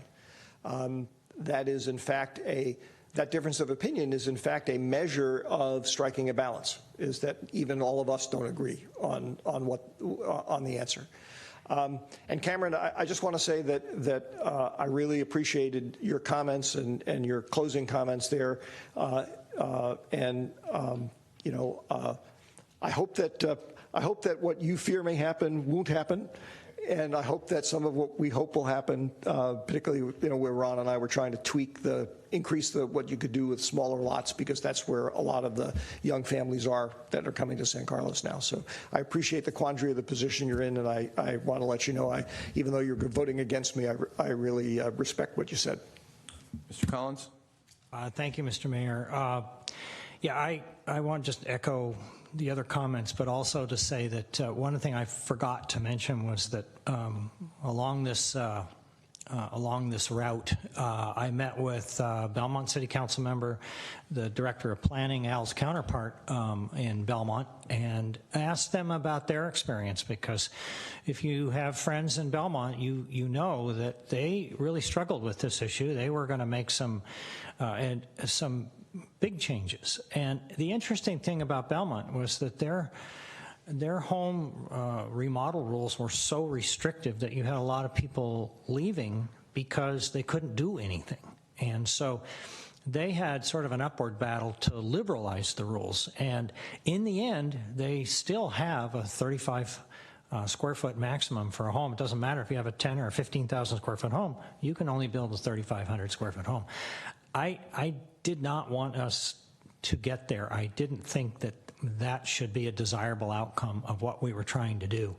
I don't think this is perfect by any sense. I know some people are displeased, but I think we've sort of moved in the general direction. It's better than what we had, but I've seen very few decisions we made in my 7 years on the council that were perfect. And maybe this will change in the future. I don't know, but this is a movement in a direction that it needed to go. Any comments? Yeah, just a few. Coming into this and seeing in the staff report the solar ordinance, I thought that was a direction we were going to go, and I'm so glad we didn't. And just point out one quick reason. It's because if you do that kind of setback because your neighbor has a single-story house at the time and may put on solar panels and may not, so you do this big setback, increased setback for his single-story house, and then 5 years later, he sells the house, somebody else buys it, builds a two-story house, and puts solar panels on the second floor. Why did you do that extra setback? It doesn't make any sense. That's just one example of what I found wrong with that ordinance. I thought it was poorly thought out. So I'm glad we didn't go there. Other than that, I'm going to vote in favor of this. It's been an interesting process. Christian, as much as you may not think so, I really appreciate the work that you guys did and the effort of the Planning Commission and the work they did and our staff. As everyone said, this is what you've seen here tonight is how sausage is made. So that's what it is. Thank you. Okay. Everyone said what I would have said. There's 8,000, Al, is that right? 8,000 residential lots. They're all going to be affected by anything we do up here. And hopefully we made a dent in doing what I think most of the city would like to do. As I said, it wasn't perfect. The new council will have a shot to hopefully make it even better, and I hope they do. But I'll call the question and ask for a roll call, please. Councilmember Collins? Yes. Councilmember Grocott? Yes. Councilmember Obert? Yes. Councilmember Johnson? No. Mayor Grisilli? Yes. Okay. Item 9, council communications and announcements. Anyone have any comments? Just I'd like to say that once again, Mayor Bob, you did a great job running the meeting. Yeah. One of the more difficult meetings we've had, so You can thank hire you. me back for next year. That's good. Yeah, no salary though. No salary. Any other comments? Mr. Maltby? Just one. I was notified by our police department last week that parking tickets had been issued at the Samtrans garage. As the council knows, the the lease from the Wheeler Plaza project has ended. The city, based on direction from the council, is in the process of trying to continue that lease. Some wires got crossed between the city and Samtrans, and about 57 parking tickets were issued. We're vacating those parking tickets, contacting the folks and letting them know that we will keep them. Mostly they were employee permit parkers for the downtown employee permit parking program. To let them know we'll be keeping them apprised as to what the latest and greatest is on the garage as we move forward. Anything else? All right. Meeting adjourned.